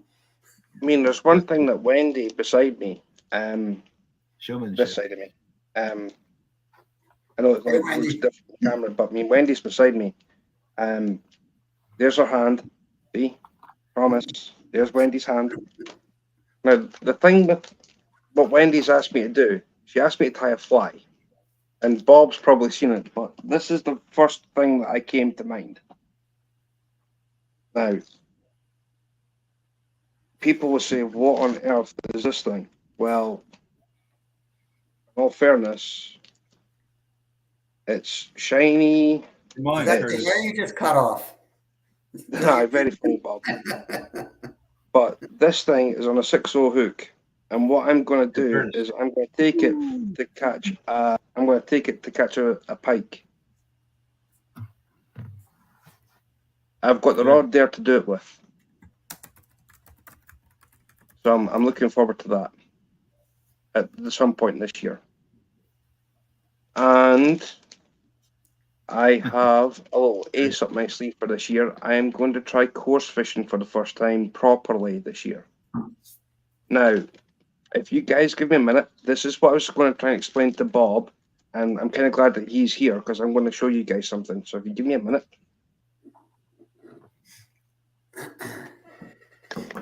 Whew, I'm exhausted. Check this out. I got this. I'll wand this at work. It's a magnifying glass with a light. I figured, get You water use that down. for fly tying? Maybe, or just for what? Yeah. I'm not really that good. I only did it once at Orbis. I took a class on how to. But this is pretty good. It just might be perfect. It's not bad for what it is. Do you know any fly fishing groups that would be, or fly tying groups, I guess? Yeah, there's actually two. There's one other than the mainline guys. Oh, well, there you go. Well, guess what? You're gonna start your own group. That's the way it's The gonna be. You reason I don't asked- enjoy them, start your own. The local brewery was asking me. I have a good relationship with the owners, and they were asking me. They wanted to get the fishing community in the bar because it's like a different group of people that they have currently. So they wanted to host a night where a fly tyer would come in and tie flies, and anyone wanted to come in could learn how to tie flies and have beer, basically. Cool. But if That'd you be know fun. any groups that might be interested, Jeff, let me know. All right. I can Me? look around. Yeah, you just fly on over here. We can try and do something. I've actually got something planned with Fishhead See what Videos. Curtis If you, said. guys, if you don't know who Fishhead Videos is, go and check him out. His name's Ray. Ray's asked me to teach him how to tie flies. So I've got a session with that this year also. I mean, it's up to Ray to tell me when he's free. And I'm hoping that I can teach him what to do and what not. So Wait, hold on a that's second. going to be. I finally found a device to see his fish. What are you talking about, Curtis? Explain yourself. This? Oh, yeah. Oh, so funny. Hilarious, brah. I can't wait to kick your butt on the 20th. Looking forward to it. We're all against Curtis on the 20th. Especially Stan. Susquehanna Stan. You know Susquehanna Stan, Stuart? Who? Sorry? Susquehanna Stan? Does that ring a bell? Nope. Here, wait. Let me ask you a question. Can you hear me pretty good right now, like with my voice? Yeah, Should I I speak up can. some? Oh, I honestly don't know because I've been Sounds yelling, sound like an idiot. So I just talk normally. You can hear me perfectly fine. yeah. All right, great. All right, this makes me a little bit more comfortable. Hey, Catfish Weekly, what's happening? Is hour and a that half Josh or is in. that Chad? Which one is it? Actually, you guys, I want you to come up here, Catfish Weekly. Make yourself seen. Well, this stuff was like 9 pence my money, right? Come and stop in for a minute. It's basically, it's a raspberry and pineapple flavored dessert sauce. Okay. Now this is going to be very sticky, and what I was trying to say to Bob is that he was on about like syrups and everything to do with like a pack bait. Mm-hmm. Well, I'm actually not going to like compact a mold as such, but what I'll do is I'll get a handful, squeeze it down into a ball, and then I'll throw that in, and I'll put my bait out because I'm going to try and do some ultralight fishing this year. Let me ask you a question. So you're making pack bait. So you're going to need some oats, some kind of something like you just showed, make it all sticky. And like Bob was describing earlier in the show, you kind of make a loop and you hook it inside of it, right? So when you cast out and when it hits the water and it sinks down to the riverbed, it gradually, I guess it breaks apart little by little. Then it goes downstream. Then eventually it picks up a fish, will sense it, and it goes towards your pack bait. That's where you land it. Essentially, is that what you're trying to describe here? Yeah, I'll tell you what I do. Even when we're fishing on the river, I will, like the rod upstream the most. I'll put back bait on that sometimes. I've been starting to do that, thinking that like that scent will wash just like the other baits will. But that one I think washes quicker because it's got Jello and stuff in it. And I have my last video, and I had some shorts where I actually show the pack bait time lapse in my aquarium breaking down, and so you can see exactly what it does. And you can see that floating piece. The pack just disappears, and that floating piece of corn just sticking up. Yep. Well, this is why I got these. This is why I'm giving this as a giveaway. As in, like, there's 2 sets in here. I mean, one set's for one giveaway, the other one's for another giveaway. So, I mean, the bits that I've got left, I might just keep that for myself. But it's the same thing. I'm going to keep that for myself. So basically, when I go and try catch carp or something, I'll use that. But instead of me using a method feed or as Bob uses, I'll just like compact the ball in my hand, throw the ball in, and then basically when it hits the bottom of the pond, I'll hey, Lyle. Yes. Hey, Lyle. I'll just basically do that way. How are you? Good, sir. How are you doing? We're doing great. Well, thanks for stopping in. Hey, you're very welcome. We've just come in from eating dinner, and I turned to sit down and turned you guys on. Seeing you was in here, thought I'd stop in and see what was happening. Appreciate Honor for that. you to step in, man. I mean, Oh man, it's my you pleasure. got a Always. celebrity like yourself. Not really, just plain old me. Nice. Where'd you go for dinner? We have a restaurant up the road here, about 20 miles. That has all you could eat shrimp on Friday nights, boiled or fried, and I do some damage. Oh yeah, tear it up. Shrimp bait and catfish bait. I became allergic to shellfish when I was 35, and if I have a hard day at work, sometimes I still think about going home and having a big plate of shrimp that night. They was really, really busy tonight, and the waiter, the cook was mad because I kept ordering more. But don't say it's all you can eat if it ain't all you can eat. Right. That's right. Yeah, the waitress disappears for 30 minutes at a time all of a sudden. Our waitress come over. She's an older lady. She says, "The lady back there is getting mad." I said, "I don't care. I want some more." Yep. Yeah, but it was good. We had a good time. So, what are you guys talking about tonight? A little bit of everything. Everything. Whatever's on your mind. Awesome. We're talking about catfish. We're talking about carp. Right now, we're on carp. Are you a big fan of carp fishing? I used to be when I was younger, and I still like to catch them, especially in the rivers, because they fight really, really hard. So Carp know how to use their body in current. They turn them sideways, and they got a big, wide body, and they put up a hell of a fight, and it lasts. I mean, they don't just give up. I see these guys talk about spoonbill catfishing. Well, it's not really catfish, but spoonbills, they snag them because they don't actually bite. But oh man, I love them things. They put up a fight, well, for about 2 minutes or 2 seconds, and then they're just like rolling in a log. Where a carp, like a bluegill, will fight you all the way to the boat, and if for some reason you let him go a little longer, he will. Yeah, I grew up as a salmon angler, fisherman, and they remind me of a salmon the way they fight. They'll 3/4 away, use the current, and gone. Where catfish is like a muskie with a downward pull like a dog, and then they give up, and then they get a couple runs out of them, but it's not that constant pull. Right, and carp are just like I say. I grew up fishing the Mississippi River, and there's always current there, and carp was easy because when I was growing up, everybody didn't know about cut bait and stuff, so we was using night crawlers and digging worms on the bank, them old oily, greasy things that you get out of the mud on the riverbank, them big old long worms. That, of course, that was a natural food source for them, so we'd get down there and dig them things out, and you caught everything on them. And if it was in the river, they ate it, and carp was one of the big things. And you get a 12, 15-pound carp in 4 or 5 mile an hour current, that's a lot of fun. Yep. Yeah. Especially on lighter tackle. Yep. Hold on.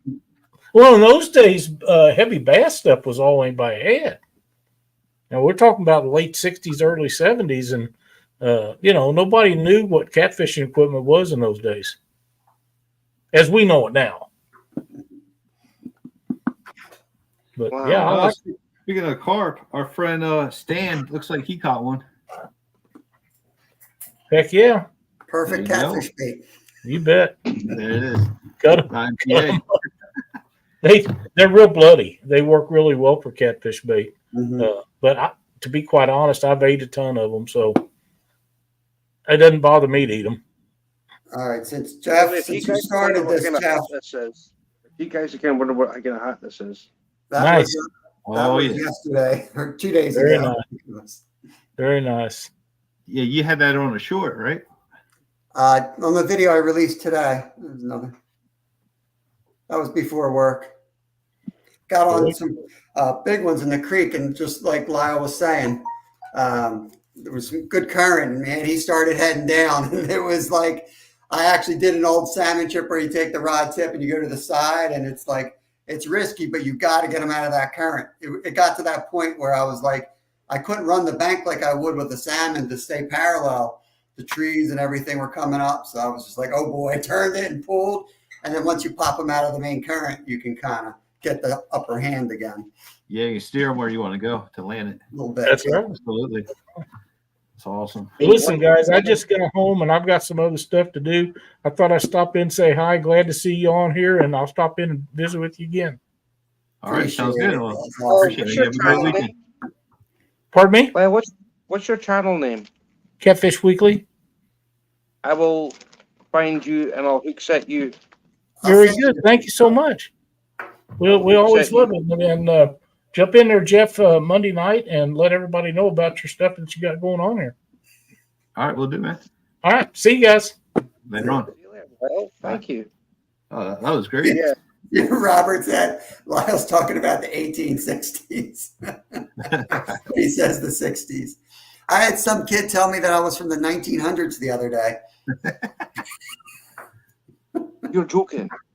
No, he's like, yeah, you're from the 1900s. That's, no. Because I was born in 1977. You're from the 1900s. Like, Yeah, but I do like the fact where Stewart's getting at, and he wants to get a trout tournament going on. I'm not going to win it, but I'm going to participate. I'm going to show you what I have. For the fish we have here, they're like 18 inches, 19 inches, right, Bob? Roughly around there. If you get a good one, it's like 21, 22 inches. So, but regardless, I don't care about winning. I want to participate and see what other anglers are doing, how they're using their techniques, and maybe I can acquire the same technique they're using. So I'm absolutely down. When do you want to do this? You want to do this in like April, May? I'd say June time would be my ideal time. trout are dead here in June. Yeah, pretty much. See, our problem is we spend all this money stocking the water. As the water temperature goes up, the belly up. May I can do. So, the club I'm in, the season opens in April, or at least it should be in April. So, as soon as I could try and get some kind of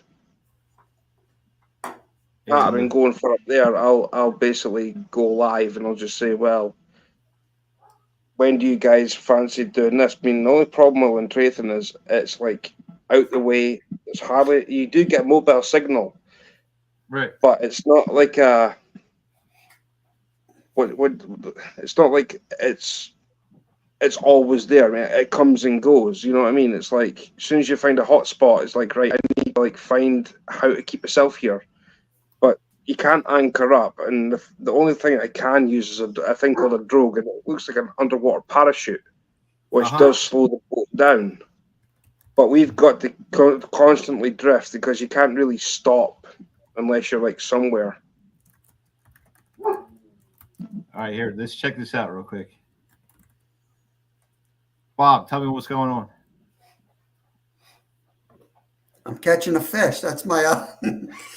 I know. Is this the carp you're showing us? Yes, that's the morning carp. Yeah, that's the one I caught before work, and I caught one after work, a little bit smaller. So, I noticed you're fishing you start at 6 o'clock in the morning. Is that right? Not to cut you off. Yeah, about 6 o'clock. Okay, yeah. So are you out there pretty much every day? Not every day. It's usually Mondays and Tuesdays. Well, I will be every day soon. It's usually Monday, Tuesday, Saturday, Sunday. Then other days are maybe a little bit at night, but I've got other stuff going on, with the kids the other nights. But usually Monday and Tuesday mornings, for all winter long, if I could find open water, I was fishing before work, about an hour, and I call it sunrise fishing. Just go out there and chill, watch the sun come up, drink coffee, and watch the rods. And I was like that, talking about pushing yourself. There's no way I'd go out there because the fishing's not great. But I was like, you know what? It's fun to hang out and chat and watch the rods. I'll get some views, get to see people, and I work out of my house mostly, so I don't see other humans much. So I'd go out there. That would be my socialization. And I ended up catching a good amount of, I got skunked, probably half the time. The other half I caught fish that I wouldn't have caught if I, didn't go. Can I say something on this subject? Can I please say something on this subject? And I will be 110% honest. Right? Only if it's factual. It is factual, I right? doubt it. I've watched Bob. Okay, I've missed a couple of his morning lives, I will admit, and I do apologize, right? I mean, I'm his second OG, right? I'm his second only original gangster to his chat. Well, basically to his We're memberships. Scotland's 5 You can do it. hours behind us. So No, Wow. we're in front of you by 5 hours. that's No, right. 4 at the moment. 4 at the moment until 19 hours behind us, I meant. right. So basically, there's been a few mornings that Bob's went live, and I've been in there, and it's like I go through the chat and it's like go back on chat, and it's like, well, nothing's happened, but then I don't see what's happened before that, and Bob's like, "Ah," says, "I've caught a fish," and I went, "Prove it," and then he's like, "Oh, you got to watch it about 20 minutes ago." I'm like, "All right, okay." So that still doesn't tell me you've caught a fish. And he's like, "But it's back there like 20 minutes." So like, what about now? And then of course he caught a fish, as I said that, and it's like green screen, special effects. I like, and it's just like I wind him up about that constantly, and he's like, "Stop trash talking." It's like hashtag fake news, and I'm like, Catfish and crappie. "Oh," it's like I wind him up chronically about that. It's funny, Jeff but commented up Susquehanna Stan. Well, let's see. I see if he has the balls to come up. Mark, you can show up too. But yeah, I wind Bob up about that constantly. Like, "Bob, this is a beautiful green screen. Where did you find this one from? What studio are you in?" And he's like, of course, Nolan was fishing with him one weekend, and that was hilarious. I mean, when Nolan was up there, I was like, "Yeah, Bob, I think you've just been absolutely schooled by your student." And he's like, "What do you mean?" It says you just basically handed all your knowledge over to a kid who has outdone you tenfold. I'm not a fisherman. I'm a guide. I'm a licensed fishing guide. I don't need to catch fish. Hey, Mark, that's fine with me. I didn't even eat dinner yet. My stomach is growling. I can't wait to eat. I just don't want to eat in front of the camera right now. I get food all on my face. I laugh at it. Oh, I made them jealous yesterday when I was making. Not yesterday, the day before I was making. I had a venison bacon stew with onions and mushrooms. Oh, there you go. And dumplings, and it was like mashed potatoes and like that. I went to an Italian restaurant last night. It was all right. I went to P.F. Chang's a couple nights ago. It was good. Chinese food. It's awesome. Yeah. So how I don't know what I like more, Chinese food or Mexican food. I think Mexican food's my favorite, but I think my true favorite's Indian food, but no one else in my family eats it, so I don't get it much. Oh, up in Trooper, there's tons of Indian food. I used to go. You go in Norristown. All you can eat. No doubt about it. Yeah. Well, here's a question: do you guys get chicken tikka masala across there? Mm-hmm. What? Chicken marsala? Chicken tikka masala.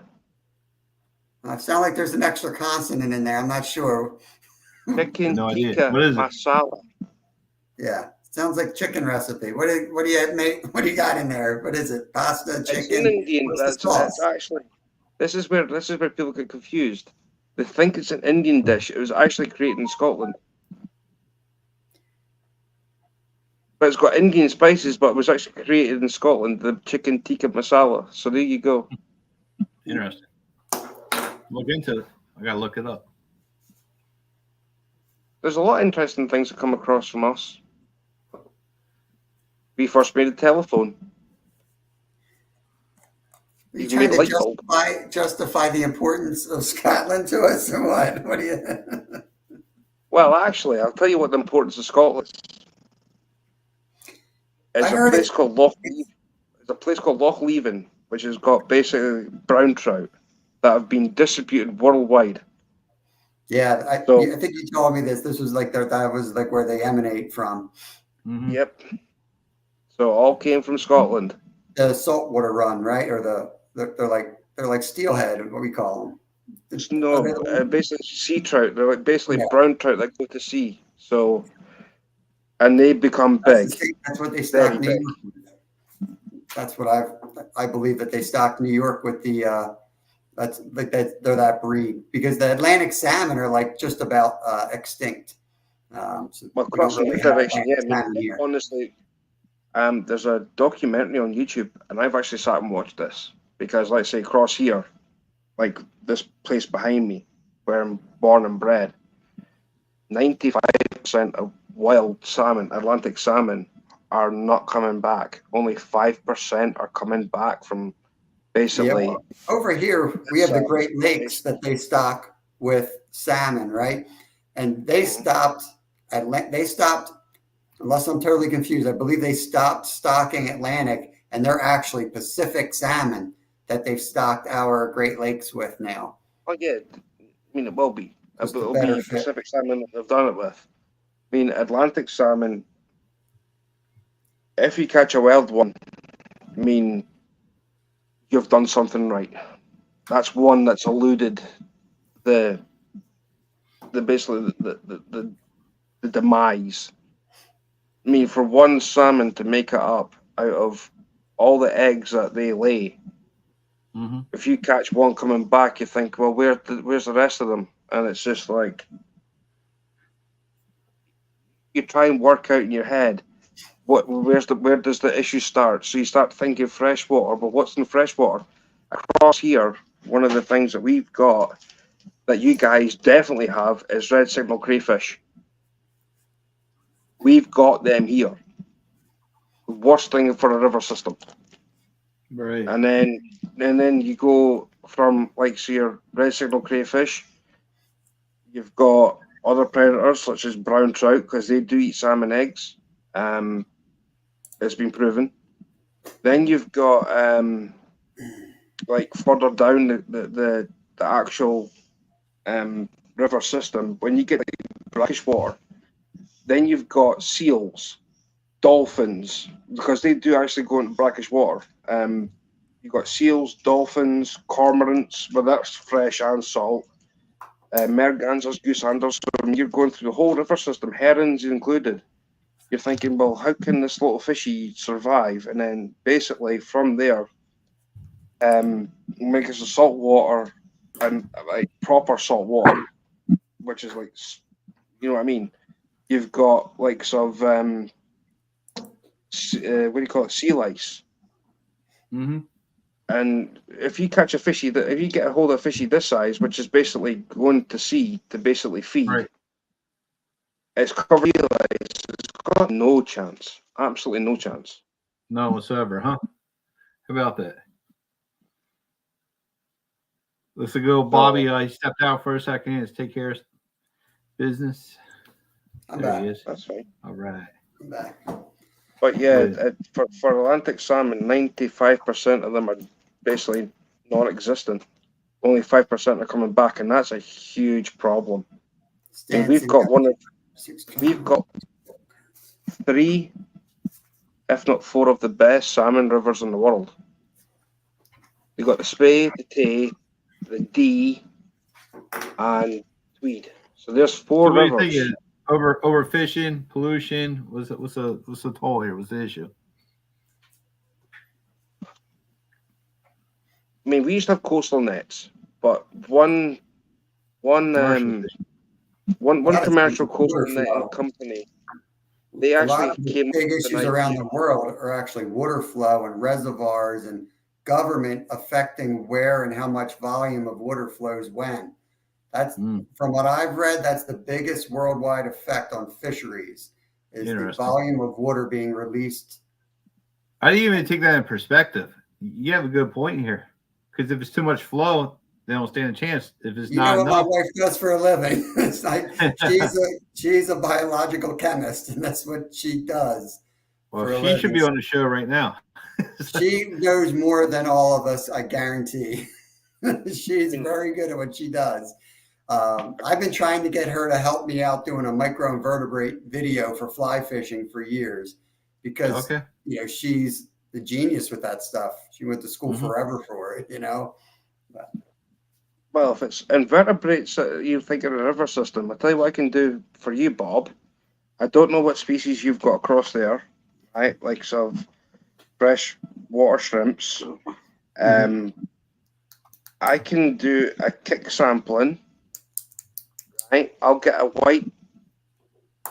basically a white sheet, 2 poles, and I'll do a kick sampling. And what I'll do is I will go through everything that's under rocks and whatever else, and then basically I'll go through the whole system of what we've got across here. There's a gentleman who's sadly no longer with us. His name was Oliver Edwards. He's an Englishman, who was actually one of the innovators for fly tying, not for fishing, but for fly tying. Try and look him up. He did a lot of work when it comes to like tying flies. You couldn't see what one was the real fly and what was the actual creature, what was alive, because it was so identical. It was unreal. He would be one of your best people to basically look up to for this kind of thing. Yeah, I mean, I know all the microinvertebrates that we have here. What's interesting is like knowing which ones belong and which ones don't. Like at a very basic level, you say you have 15 to 20 microinvertebrates that would be in a body of water.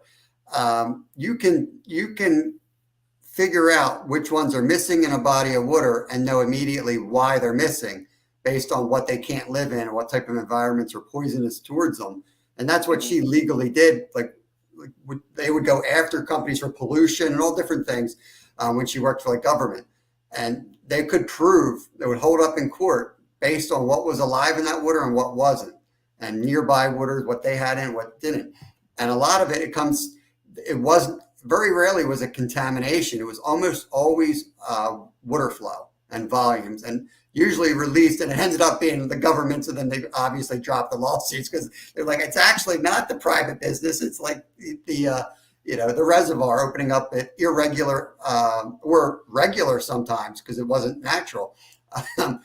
Irregular is sometimes natural, but that's what they found. Sometimes they got to do that intentionally because there might be every so often, like the main water pipes around towns, they hold so much chlorine or whatnot, whatever it is, and they need to flush it out. That's the system and replenish the water, the above wells and everything else, and that's one of the issues. And flood control. A lot of the reservoirs they raise and drop it so that it can absorb the wet season, and so they're more regular things. But you also have major rain events. Where you have to adjust. And, I know when it floods, my wife's phone goes off all night long from all the municipalities calling her, like, we're over our numbers. What are we supposed to do? She's like, you hear in the background, like, let it go. Like, you can't do that. You got nothing else to do. You got to let it go. And you know what that means. You don't want to be living downriver. Nope. One thing across here, if you're talking about pollution, I mean, the other factor, this is a huge factor, without a word of a lie, is the coastal netting. That's now been eradicated from like our history part. But one thing that has a major impact is the farm salmon, the cages that are found in salt water around the coastal parts of Scotland. I did see there was one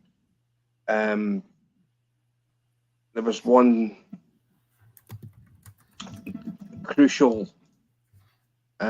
disaster that happened across in Canada. I think it was Canada. They had a massive problem with the nets that were our salmon farms, and they escaped, and it just became a whole disaster across your guys' end. I mean, we've fought through basically, okay, you can go through the political sector and whatever else and just say, look, what do we do? I mean, we don't want this here anymore. Shut them down because it's an environmental disaster what they're doing underneath the cages. I mean, It's horrific. Well, guys, it's getting a little late for me. I might have to. It's getting kind of late for me too. How about we do this? Let's next week. Let's hop on any Finn show, and week after that we'll hop on your show, and so on or whatever. You want to keep the same time? Well, we do Tuesday. That's your show time, right? Well, like I was telling Stuart earlier, my Tuesday nights end technically when the time changes, but I usually end up going live then fishing on Tuesday nights. So yeah, if you want to do that, people are still probably kind of used to me on Tuesday, so we can jump Tuesday. But yeah, I'll most likely be out fishing somewhere. But yeah, whose show is? All right, whatever you want to do, it's fine. Yeah, I don't know yet, but let's just say Tuesday at 7. Yeah, I'm booked on Monday and Thursday, so that'll work. Okay. I'll even do a StreamYard this week, actually. I'll just say if there's nothing during that time period, I'll do a StreamYard and have you guys come up. Okay. Doesn't matter to me. I'll be fishing either way, but I'll do a stream. If I go live Tuesday night, I'll do a StreamYard. And yeah. If you're going to go fishing, just keep yourself on a StreamYard because I can read the comments to you. Well, I'm probably going to be fishing too. I need bait, so. All right. Well, I'll just read chat then. I'll just sit and read chat to you guys. We'll see. I need to go to bed, and then my brain will work better. It's almost 9:03 here. It's so late, Stuart. No, it's not. It's only 3 minutes past 1 in the morning. Go to bed, Stuart. I'm going to small waters. Bye. All right. Well, everyone who stopped in, everybody at chat, we'll appreciate it. See you after chat. Yeah, that was awesome. Thanks. Anything possible, make sure you like his page. The same with Stuart, the Fish Whisperer. And we all see you sometime next week on Tuesday at 7 o'clock on Bob's channel.